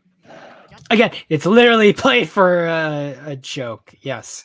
Because he's trying to make light of situation. It's called humor because you're trying to cope with dangerous situations. It's not like that's a thing. I know equals laughing. So some bland Americans and one Japanese dude go to Kong Island. Is one Japanese dude. Yes. Thank you for degrading Akira Takarada's roles, and of course the Americans are bland. That really pisses me off. Like Akira Takarada was one of the greatest fucking actors, and they just put it as one Japanese dude. Good way as well as the actors who were in this film, they aren't like doing a bad job. Not to mention, like they are interesting, and you also don't really substantiate why they're bland. But we just need to get to the point. How Kong's a racist. Yep. But they don't get a chance to study him as Doctor Who kidnaps him and turns him into a Hypno Kong. See, he built a Robot Kong to get Element X, but then Robo-Kong... It's Mechanic Kong, you dumb bitch. And then they fight. It's Robo-Kong who does the climbing of man's hubris in this one. Stop it! Kong just kind of follows him to get his lady friend back. And although Kong is known for scaling various New York monuments, it has to be said he has by this point scaled a fair portion of Tokyo as well. Is it just me, or does Mechanic Kong sound way more badass than Robo-Kong? It does, yeah, but that thing, like, when she says Robo-Kong, that only tells me how uninformed her perspective is here, because... It tells me that she didn't pay much attention to the movie. Like, if she can't remember Mechanic Kong's name, the biggest threat of the film, how am I supposed to get into her little analysis of these movies? What's also not the fact that I bet she does know what the monster's actual name is. I think she just doesn't care because she doesn't see any value in the film. Because almost anytime people talk about these films, especially Kong films, they try to ignore that. Yeah. Because she's a disingenuous twat, that's why. Mm-hmm. His career in its crib in the same way Star Trek Nemesis nearly killed Tom Hardy's. Yes, I will find a way to work him into anything. A story that doesn't belong in the 70s any more than Captain America did. Everything is wrong and nothing will ever be right again. And I think I might love this version. This might be the most... Yes. calling a fictional male monkey a misogynist pig. Truly, the only that again, if you're gonna bring up that clip and we're gonna assume that's what you meant by the you really kind of like this version, okay. Shows how much where your priorities lie with these films. Oh yeah, that's Lindsay. Who else but Lindsay Ella? Who else but Lindsay? But moving on. The history of reboots. Carl isn't a filmmaker, he's an oil man, which is the most 70 things that ever 70s and makes no sense. I promise you, you'll never get another booking in your life. Said the oil CEO. This group goes to Kong's island because drill baby drill, but then oil CEO sees Kong and can drive some marketing related reason to take him because it's the 70s and colonialism is kind of dying, and so this. Even an environmental rapist like you, even you. Oh, 70s. Kong climbs not the recently constructed Empire State Building, but the recently constructed Twin Towers because 70s. And that's the symbol of man's hubris du jour, something something oil, something something stock market. Fine. But trying to sex this movie up is the most bewildering failure. It's like a more boring Showgirls. To make sure that allegorical sexuality isn't missed on even the most dense, Kong has a stand-in who does a sexy dance before Anne's sacrifice.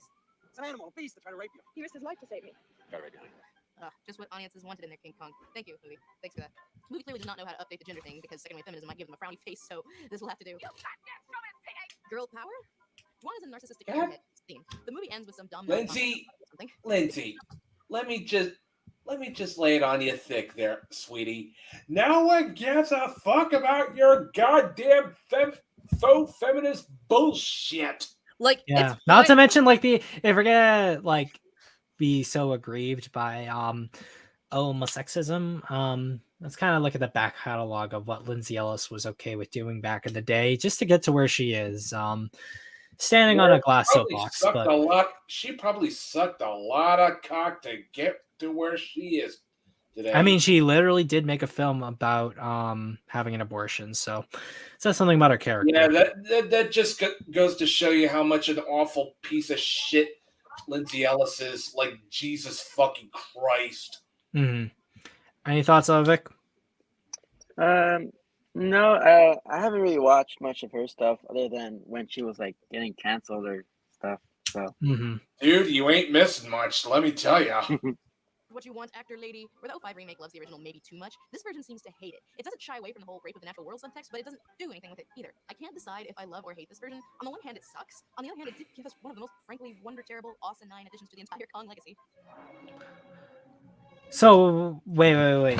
It's awesome because of essentially bestiality, but you hate it because something white men do something bad, but you also like it because second wave feminism, and you also love it because it's this is what happens when you really try to you have a ideology and you try to really like hammer in a point you're trying to make. It just doesn't work. But if you really like a film because of essentially bestiality, I don't know what to tell you.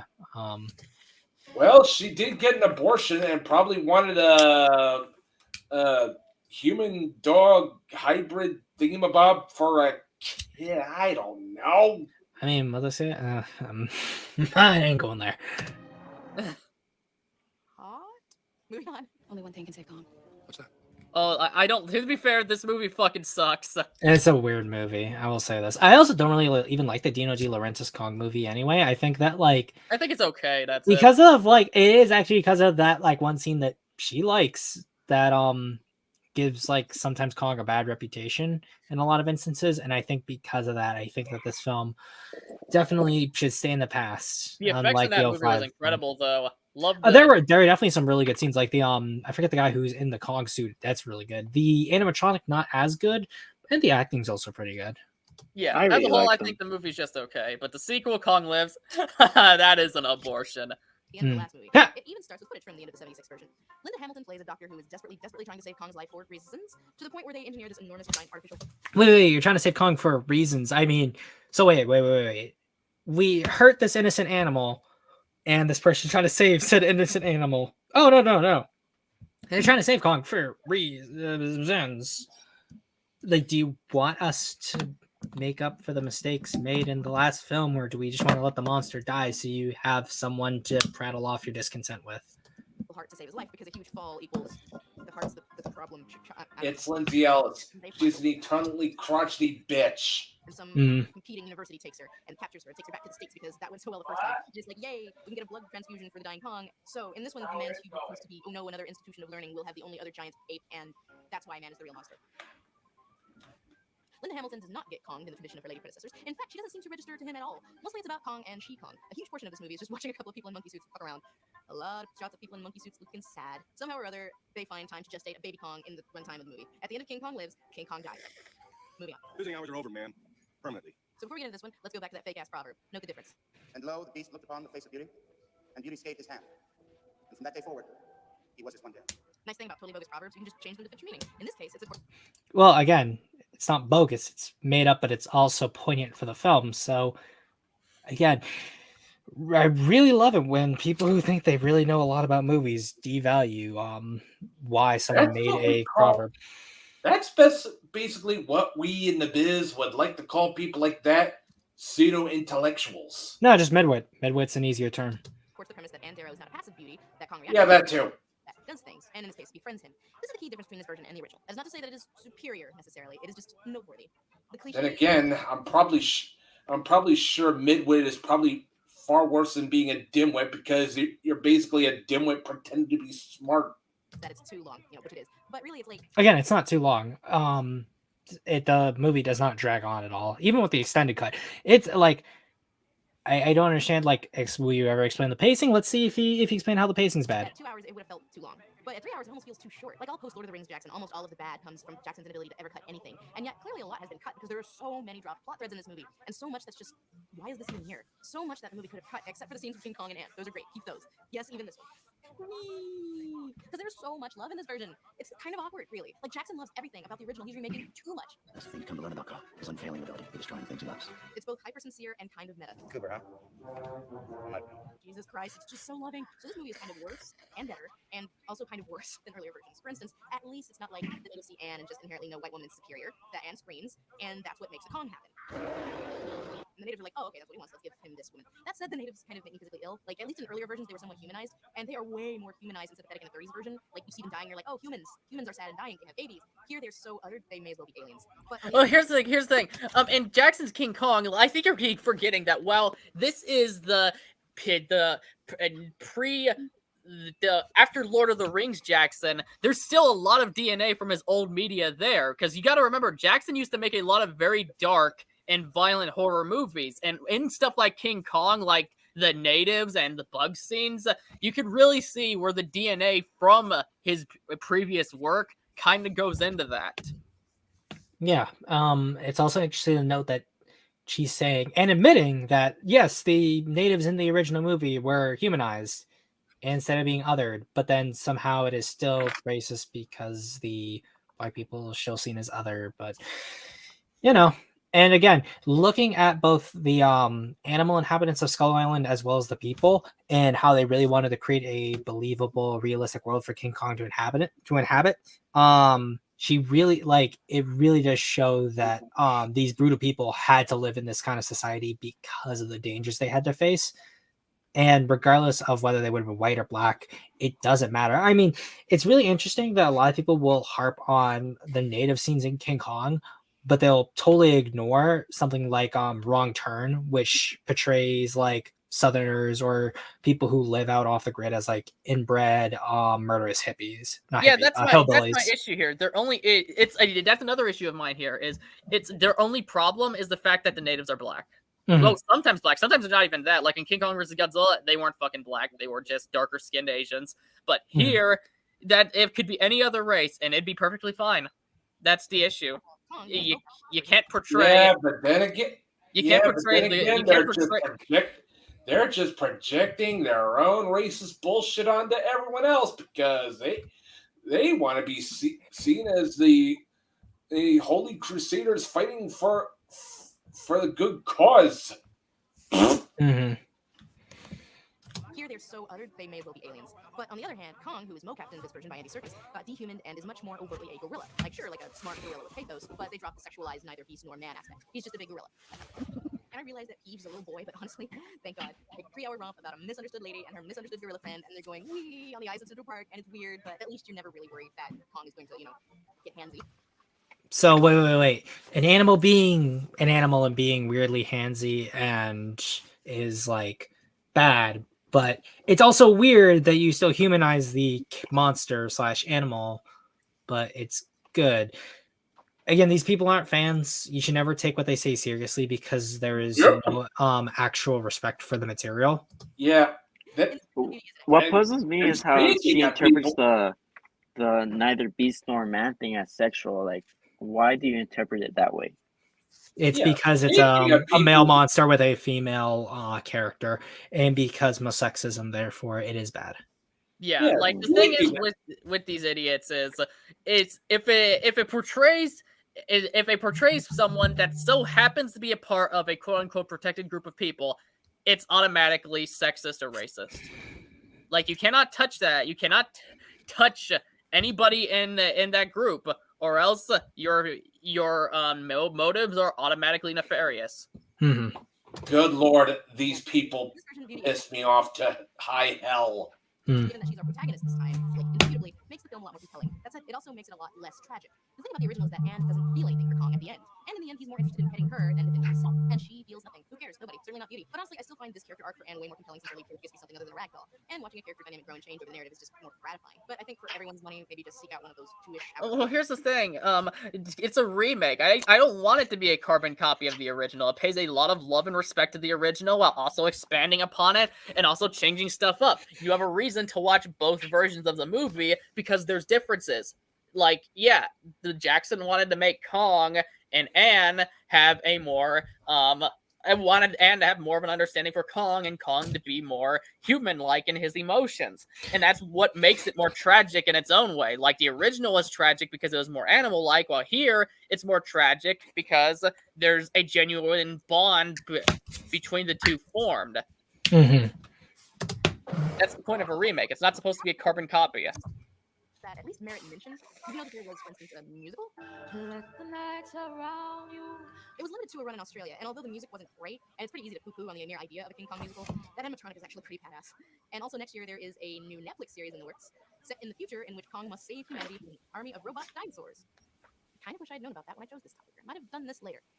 Anyway, that's it for this episode. You can support this show here. Oh, not like you would be a fan of that one, that probably because you aren't even a real fan. And you're just... I watched that one and I really liked it for a little bit. It's like again, it's a silly kids thing. Like it's fun in that aspect, but nothing else really. And again, these people only like the genre because it's silly nonsense. But whatever. Now this is the last one, and this one I think is not only is it just outright hostile to people who would disagree with it, it's also just wrong in a lot of ways. And this was kind of the impetus for the this live stream. So let's get into the Many Children of King Kong. So this is the worst one? I think this is the worst one. Well, I'm going to ask everyone which one they thought was the worst one, but let's get into it. Blew my mind. The first time I'd heard there was a movie where Godzilla and King Kong fought each other. Of course, I had been familiar with both already, and of course, I knew Godzilla had to win. How could I have felt otherwise? It's fucking Godzilla. He's a giant lizard with radioactive breath and cool back spikes that turn blue, and he uses the radioactive breath in this really iconic roar. Plus, I'd seen him fuck up like every other monster already, so it was just a given to me that he'd beat King Kong. Even if he made them the same size and he topped out by giving Kong some kind of Emperor Palpatine lightning bullshit, this was nothing more than crass commercialism. Such were my thoughts at the time. But I am no longer a child. So what? King Kong. No longer a child. So first trailer for the new Godzilla vs. King Kong remake dropped a few days ago. Looks pretty cool. You know, people are saying it's gonna come out like the day after Snyder's Justice League or a week before or whatever. Or now maybe they pushed it back. I don't know. Don't care. Looks cool. Looks good. It'll be a fun week. Look forward to it. Unfortunately, I've noticed a very disturbing trend in my timeline, what I can only describe as a kind of fevered madness in which people's anticipations seem to be for. Hey, I'm Team Godzilla too, and I still appreciate Big Monkey. Trend in my timeline, what I can only describe as a kind of fevered madness in which people's anticipations seem to be for Godzilla, and this is something I simply cannot abide. Make no mistake, I am not a Godzilla versus King Kong centrist. I am very much here to take a side, because on this issue, there can be no debate. Kong, 1,000 times Kong. Oh, look everyone, it's Little Bitch Baby. Hi, Little Bitch Baby. For those who don't know, LBB is the spirit of all the people who whine and cry and unsubscribe, I assume until they're dead when I have a take they don't like. Oh, you've gotten awfully big. Oh my god, he has... Oh yeah, this is what he looks like. This, oh... It's really funny that he's calling other people little bitch babies. Look at this man. He literally looks like a giant baby. Yeah. Like, look at that tongue. Look at that gap. Look at that gap. That's the tongue that he uses to lick the fluids off his wife's boyfriend. Yeah, by the way, is that thought slime? They're dead when I have a take they don't like. Oh, you've gotten awfully big since that Wonder Woman video, haven't you, little bitch baby? Now, am I gonna present some super in-depth mathematical analysis of which creature would best be? No, really, guys. No, you little bitch baby. Is that dude thought slime?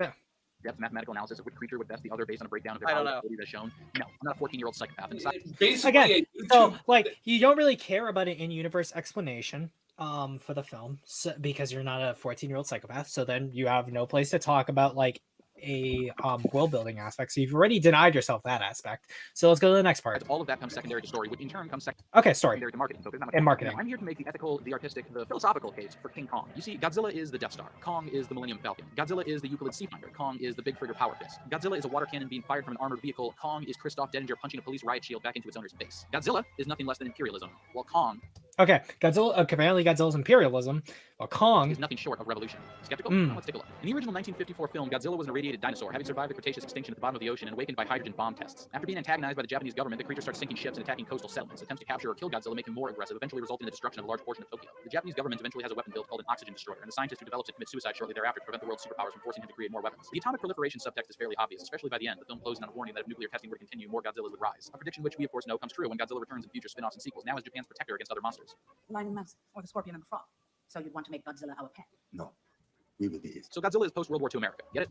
again, like I told you, come to this. Godzilla is post World War II America. Not that Godzilla was just the fear of nuclear annihilation in general, and that the idea was, hey, everyone, can we like not like kill each other and use these terrible weapons on one another? Let's all kind of band together because something worse could happen.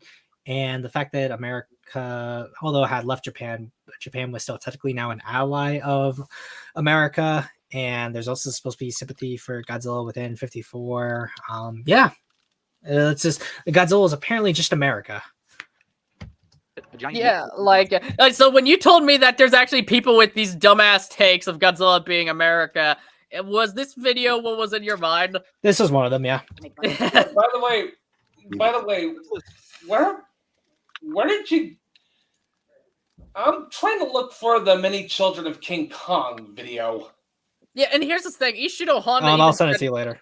Ishido Honda even said himself that he held no ill will over Americans to Godzilla to the whole thing of for dropping the bomb, because even then, like, he was a soldier and he regretted his days in being in the military. He hated both sides. It wasn't simply about the fact that, oh, America is evil. That was not the point of Godzilla. The point of Godzilla was as pacifist as it could be, and that is war is the problem. Both sides are the issue. And these weapons of mass destructions are very much the issue. Yeah, exactly. Mutated atomic monster perpetually hopped up on destruction, but one which nonetheless maintains a kind of order in a world of other monsters which might be more harmful to Japan's interest. Okay, so also him just describing Godzilla's role, that's in 2014 / Monsterverse. That has nothing to do with the Japanese Godzillas. Not to mention the fact he also states that Serizawa was tasked by the Japanese government to build the oxygen destroyer, but he did that of his own volition. He was studying that on his own. First destroying 2 civilian cities and then turning around to defend and prop up a war criminal government and flagrant betrayal of wartime allies in China and the Philippines. It's pretty straightforward. Kong, by contrast, represents what, for lack of a better term, we'll call the Third World, the people and places exploited for their resources by America, Europe, and the former Soviet Union after the Second World War. In the original film, where Kong is most a monster, he represents a kind of caricature of parochial white America's racial fetishes and... Yeah, truly. Again, I wasn't trying to make a film about allegory. It's about monkeying, a fun escapist film. Anxieties. This is something later commented on in the 2005 adaptation. In my experience, people only go to these films to observe the lingerie perform with native girls. Sort of. I've talked about this in other videos, but seriously, the 1933 film is so fucking racist and sexist. Let us seek the Malamati cartel. Malamati. He's offering to trade 6 of his women for half. I guess I love you. Why, Dad, you hate women. Yeah, Okay, if you want to call the 1933 film sexist, by all means, Jack Driscoll technically is, but you know what?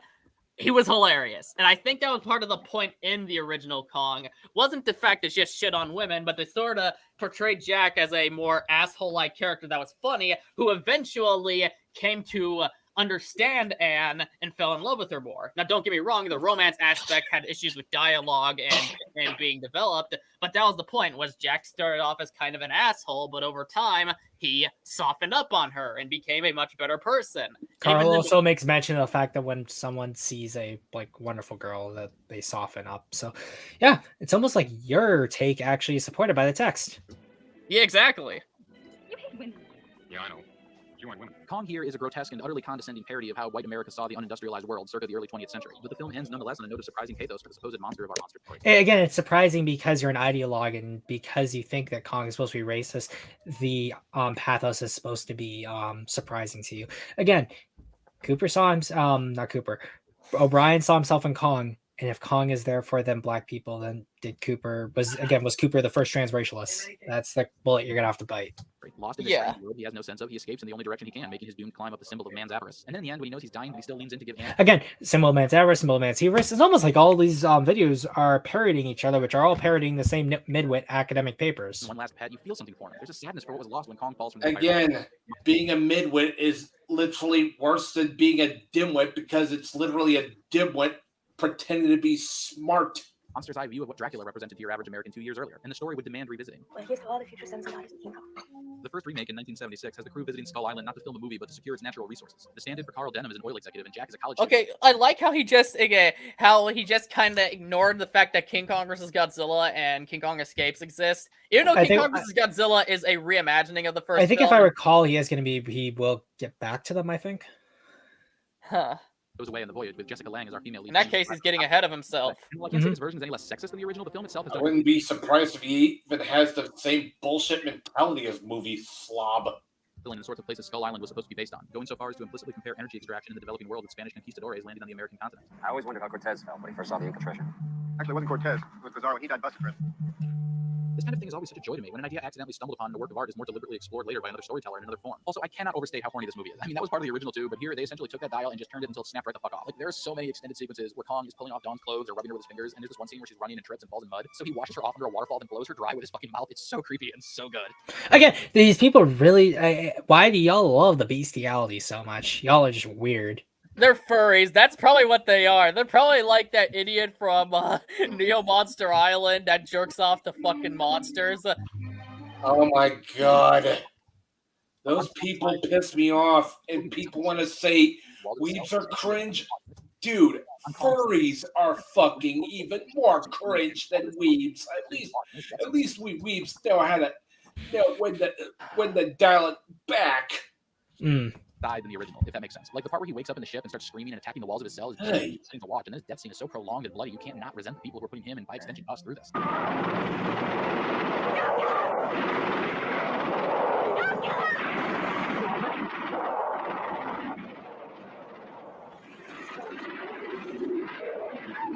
The next proper remake comes in 2005. This was one Peter Jackson did fresh off Lord of the Rings, which is probably why he essentially turned the natives of Skull Island into orcs. And this is also where we see Kong. Again, someone had said it earlier.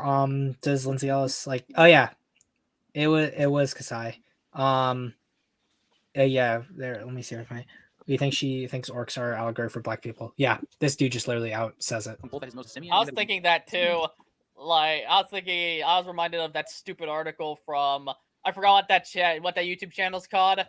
That pretty much made that video comparing black people to orcs. That shit was the dumbest stuff ever. Extra credits. Yeah, extra credits. That might be even worse than comparing them to gorillas. That is some midwit. That is peak midwit comparing black dudes to orcs. And this also sees Kong both at his most simian and at his most human. There's something almost transcendent about the way Kong changes through each epoch. And more than anything else, the 2005 version is all about this idea of fiction and reality melding through the medium of performative art. The actor swinging in on a rope and hip-firing a machine gun to save the day like an action star after some writer calls him a coward, the meta-commentary on the original film and how it shaped Hollywood, the titular character having finally become realized as an actual character, and that's not even getting into the Andy Serkis of it all.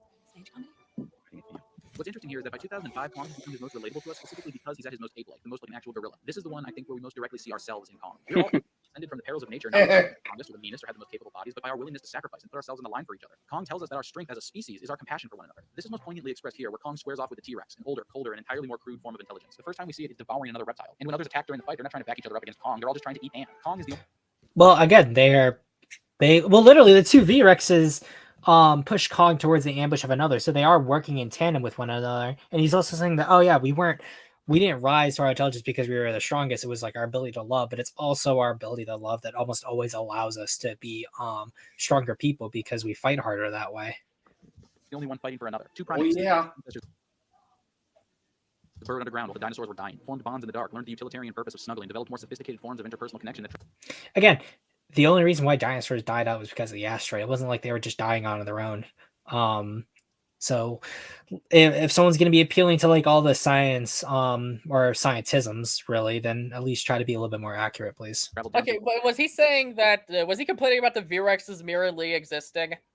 No. Formed a bond in the dark, learned the utilitarian purpose of smuggling, developed more No, he's not. sophisticated forms of interpersonal connection that traveled down Okay, through all cause until we have I was us. about to say, dude, this guy's fucking dumb. I think it's very significant that Kong, the one most burdened, is the one who triumphs, even against what seem insurmountable odds. It's like in the Great Ordeal. Compare this to the most personal secret. The one thing I will say is that, like, even though he's overburdened, I think that's just due to the nature that Jackson really wanted to ramp up this fight. And that's kind of why I kind of in some aspects don't like this fight, because one, it is really crazy and kind of fun, but it's also just kind of ridiculous because we all know Kong's going to survive till the end of the film. So there's no real stakes in it, but moving on. I love that fight. He should be at his most human. In Godzilla King... Oh, something I forgot to mention. In the 1976 remake, Kong makes his final stand not on top of the Empire State Building, but on top of the World Trade Center. Godzilla King of the Monsters has the U.S. military deploy the oxygen destroyer in a failed attempt to kill King Ghidorah and instead knock their would-be protector unconscious. Godzilla retreats to an ancient underwater city to recuperate, and so Ken Watanabe must descend in person to revive him with an atomic bomb. We get a closer look at the city, at this terrible monument built to Godzilla by his one-time human worshippers, and before the bomb goes off, Dr. Ishiro has this moment with Godzilla, this creature he's devoted so much of his life to, that he's about to give up his life for. There's open affection in his eyes when he reaches out to lay his hand on what he calls his old friend, but it's not a sentiment Godzilla can return. He looks back and there's a kind of acknowledgement in his regard and awareness of another creature before him, but there's no kinship to it. There can't be. Compare Godzilla. Well, you're saying it can't be, but why? Also, not to mention, he's literally dying. Exactly. I'm sorry, I can't really be like, I'm literally dying here, but whatever. Temple, brutal and cyclopean, so clearly the labor of fear and awe more than love, with the natives' temple from Kong's Skull Island. Incidentally, this is the first version of the story where the natives aren't depicted as this horribly racist caricature. They're still a completely alien culture we have no precedent for, and if you really look at them, I'm sure you could say... Oh, wait, pause that shit. So wait, it's just, so if the natives are Asian, it's not a problem, but if they're black, it's suddenly an issue. Well, no, listen to what he says. Where the natives aren't depicted as this horribly racist character. Again, racist. Wait. By the way, was that Brie Larson in Mud? Yeah, because she's in Skull Island. The first version of the story where the natives aren't depicted as racist character. She looked even more hideous. Wait. Version of the story where the natives aren't depicted as this horribly racist caricature. They're still a completely alien culture we have no precedent for, and if you really look at them, I'm sure you could say they're problematic in some way, but they're not depicted as these subhuman monsters. Again, problematic because he's they're natives. Well, no, yeah, he's saying that. Oh, yeah, well, there's nothing wrong with them overtly that I can point out, but I mean, if you looked hard enough, you'll probably find something because they're natives. Something to be feared and eventually overcome, cowed and awed by the might of Western technology. No crime. Also, in the first 33 film, outside of Anne, they aren't really like wowed by anything that people bring. And at the near the climax of the film, when they're trying to put down Kong, they aren't like, oh wow, they use bombs to take down Kong. And also that doesn't really happen in the 05 one outside of like the machine gun shot. And they aren't really like in awe of it. They're just scared because they literally took out someone from really long range and they didn't see where it came from. No personal property? You're past all that. Their tributes to Kong don't come in the form of human sacrifice. They're not carved from stone in a cavern of roiling magma. They're labors of love, small personal things that take time and attention to detail to pull off, made to appreciate, not to awe with ease. They live at peace. Okay, can I say something, Dave? This is just Wait, on that whole statement. As having inherited their wall from a greater, more advanced civilization. Now they're the ones who are beyond the scope of our understanding. They're the natural, eventual extension of the way of life humanity begins adopting by the end of the next film in the franchise. A symbiotic relation with the Titan that sees us return to a more harmonious state with nature. The crew comes to Skull Island this time not for natural resources or to film a movie, but literally for underground caverns that might be filled with more marketable creatures. It's called the Hollow Earth Theory. But yeah, what were you gonna say, Joey? So essentially on that statement of him saying that, oh, if you look hard enough, you can find something problematic. That's the issue with these people. They think there's always, they go by that statement by Anita Sarkeesian of everything's racist, everything's sexist, and everything's homophobic. And you got to point it all out. That retarded ideology. They think that is the worst ideology. They think everyone's out to get them. They think everything is fucking is prejudice in some way. Like if you don't see it, why say, oh, I'm sure it's there? Mm-hmm. Again. Like, this is again, people like wonder why no one trusts anyone else. It's because everyone, there's going to be someone who's going to be thinking something behind his head, be like, this is probably bad in some way. Yeah. Researchers show up with a U.S. military escort blaring rock and roll music, dropping seismic charges, and just generally making a giant mess of things. When Kong appears like a wrathful god and starts trashing their helicopters, we immediately recognize him as the hero. This is his home. We're just guests here. I mean, not necessarily, because although we do root for Kong, he does kind of savagely kill a whole lot of people. And from the film, it isn't particularly portrayed that he is definitely the hero. You don't go into someone's house and start dropping bombs unless you're picking a fight. The film is brutal with these guys, killing them at random, denying them heroic sacrifices. In every artistic sense, this should be Kong's moment of ascent. But something about it feels off, doesn't it? Kong is too big, unnaturally so. Even in the primordial world of Skull Island, he towers beyond all scope and reason. Also, for context, this is small. This Kong is only 100 feet. He's smaller than the 62 Kong, and I think he's just a little bit bigger than the Kong from King Kong Escapes. And since King Kong in the original was supposed to be 50 feet at some points, he's just twice as big as the original. So it's really weird they're saying, oh, he's just too large.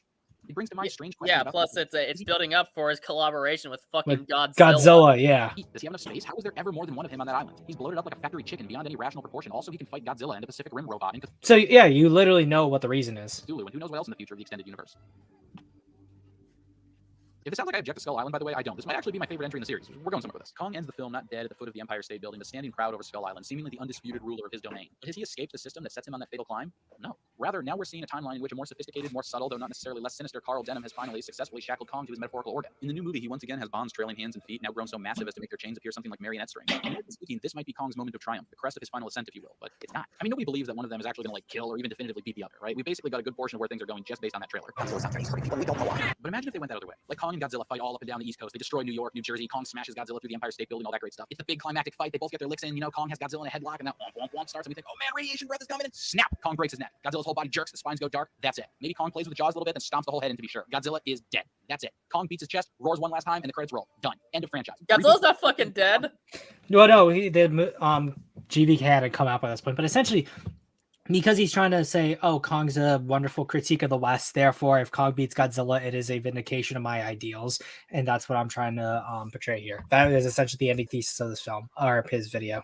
Duh. This iteration of the story has come to a close. Fuck the studio with their endless need to milk more out of the properties. Fuck the fans and their inevitable outrage. Hashtag justice for Godzilla, whatever. Actually, you know what? Do one sequel. Godzilla comes back as Mega Godzilla. But he's not the good guy in this one. He's brought back by that Tywin Lannister motherfucker who took King Ghidorah's head at the end of the last movie. But then that's it. Now relax. None of that's gonna happen. They're gonna fight a few times. Godzilla will blast Kong with his radioactive breath. Kong will punch him with his big monkey arms. Then they'll team up against whatever, and a grand time will be had by all. And I look forward to it because that's just another natural step along the journey that the character has to take to get where it's going. Kong is bigger than the Empire State Building. In some ways, maybe he always was, but he's still making that climb, and there's a long way to go. Also, for context, he also did a video about Creed 3, and he misses the point of that film because he's trying to say Damien from that film is actually the good guy, and he did nothing wrong. And he's like, oh yeah, in that first fight, Damien was just punching him really hard. Why is everyone complaining, ignoring the fact that in Creed 3, Damien literally cheats in that fight to get the win and injured his opponent earlier in a sparring match so he could get the win. But again, this is what people like to do. They're always disingenuous and will find a way to smuggle their ideology in no matter what. Exactly. But was this last little bit, and this is something directly done from an interview about King Kong in relation to Cooper, and this is by what's it called, Monster Kid Corey. I love this guy's channel. Everyone else should also check out this as well. So the sexual revolution and the civil rights movement, Cooper was adamant that they were all reading more into the film than was actually there.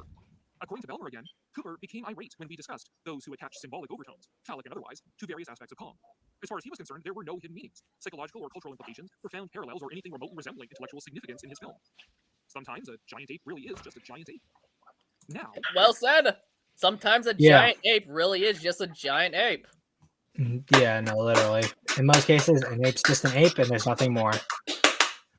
And I mean, again, you can look at very deep looks at Kong as a film. There's nothing wrong with that. However, looking at the text, there isn't really too much for people to be like, oh yeah, totally. King Kong is an allegory for segregation and racism and blah blah blah blah blah. Because that isn't the case. It never was the case. And people trying to say it is. You should always look at them sideways because they are probably up to something. Yeah, not everything has a fucking allegory. Like, I'd like you to tell me what the allegory of fucking Godzilla versus Megalon is. I mean, you could you could actually stretch that and be like, well, it's actually a commentary just like the original because the people of Zootopia rise up because we dropped bombs on Zootopia by accident, so therefore we should be more responsible and not use nukes. But again, you have to read really deep, and although there is text to support the film, it's very much just a fun escapist film, and there's nothing wrong with having fun escapism. We all love that. Exactly. But what's important is to look at what the people who made the film say, see if that is congruent with your own reading, and draw your conclusions from there. Yeah, like for example, my reading on Kamen Rider Black Sun, you thought that was good, Zeb. On it being about the culture war, on left is considered bad and the right is considered bad. If the person who made Black Sun, Kazuya Shiraishi, came and told me I was wrong, even though I don't know how I could be, since I think some aspects is pretty obvious, I'd be like, okay, that's my L there. Mm-hmm. But yeah, that was it. Even Gundam, with all its political intrigue, and Egan and basic posturings of war is bad still sought to create a badass space opera. Mm-hmm. But yeah, any final thoughts? We'll kind of do a Red Robin. And Vic, any thoughts on it? Sort of Well, ending off our thoughts.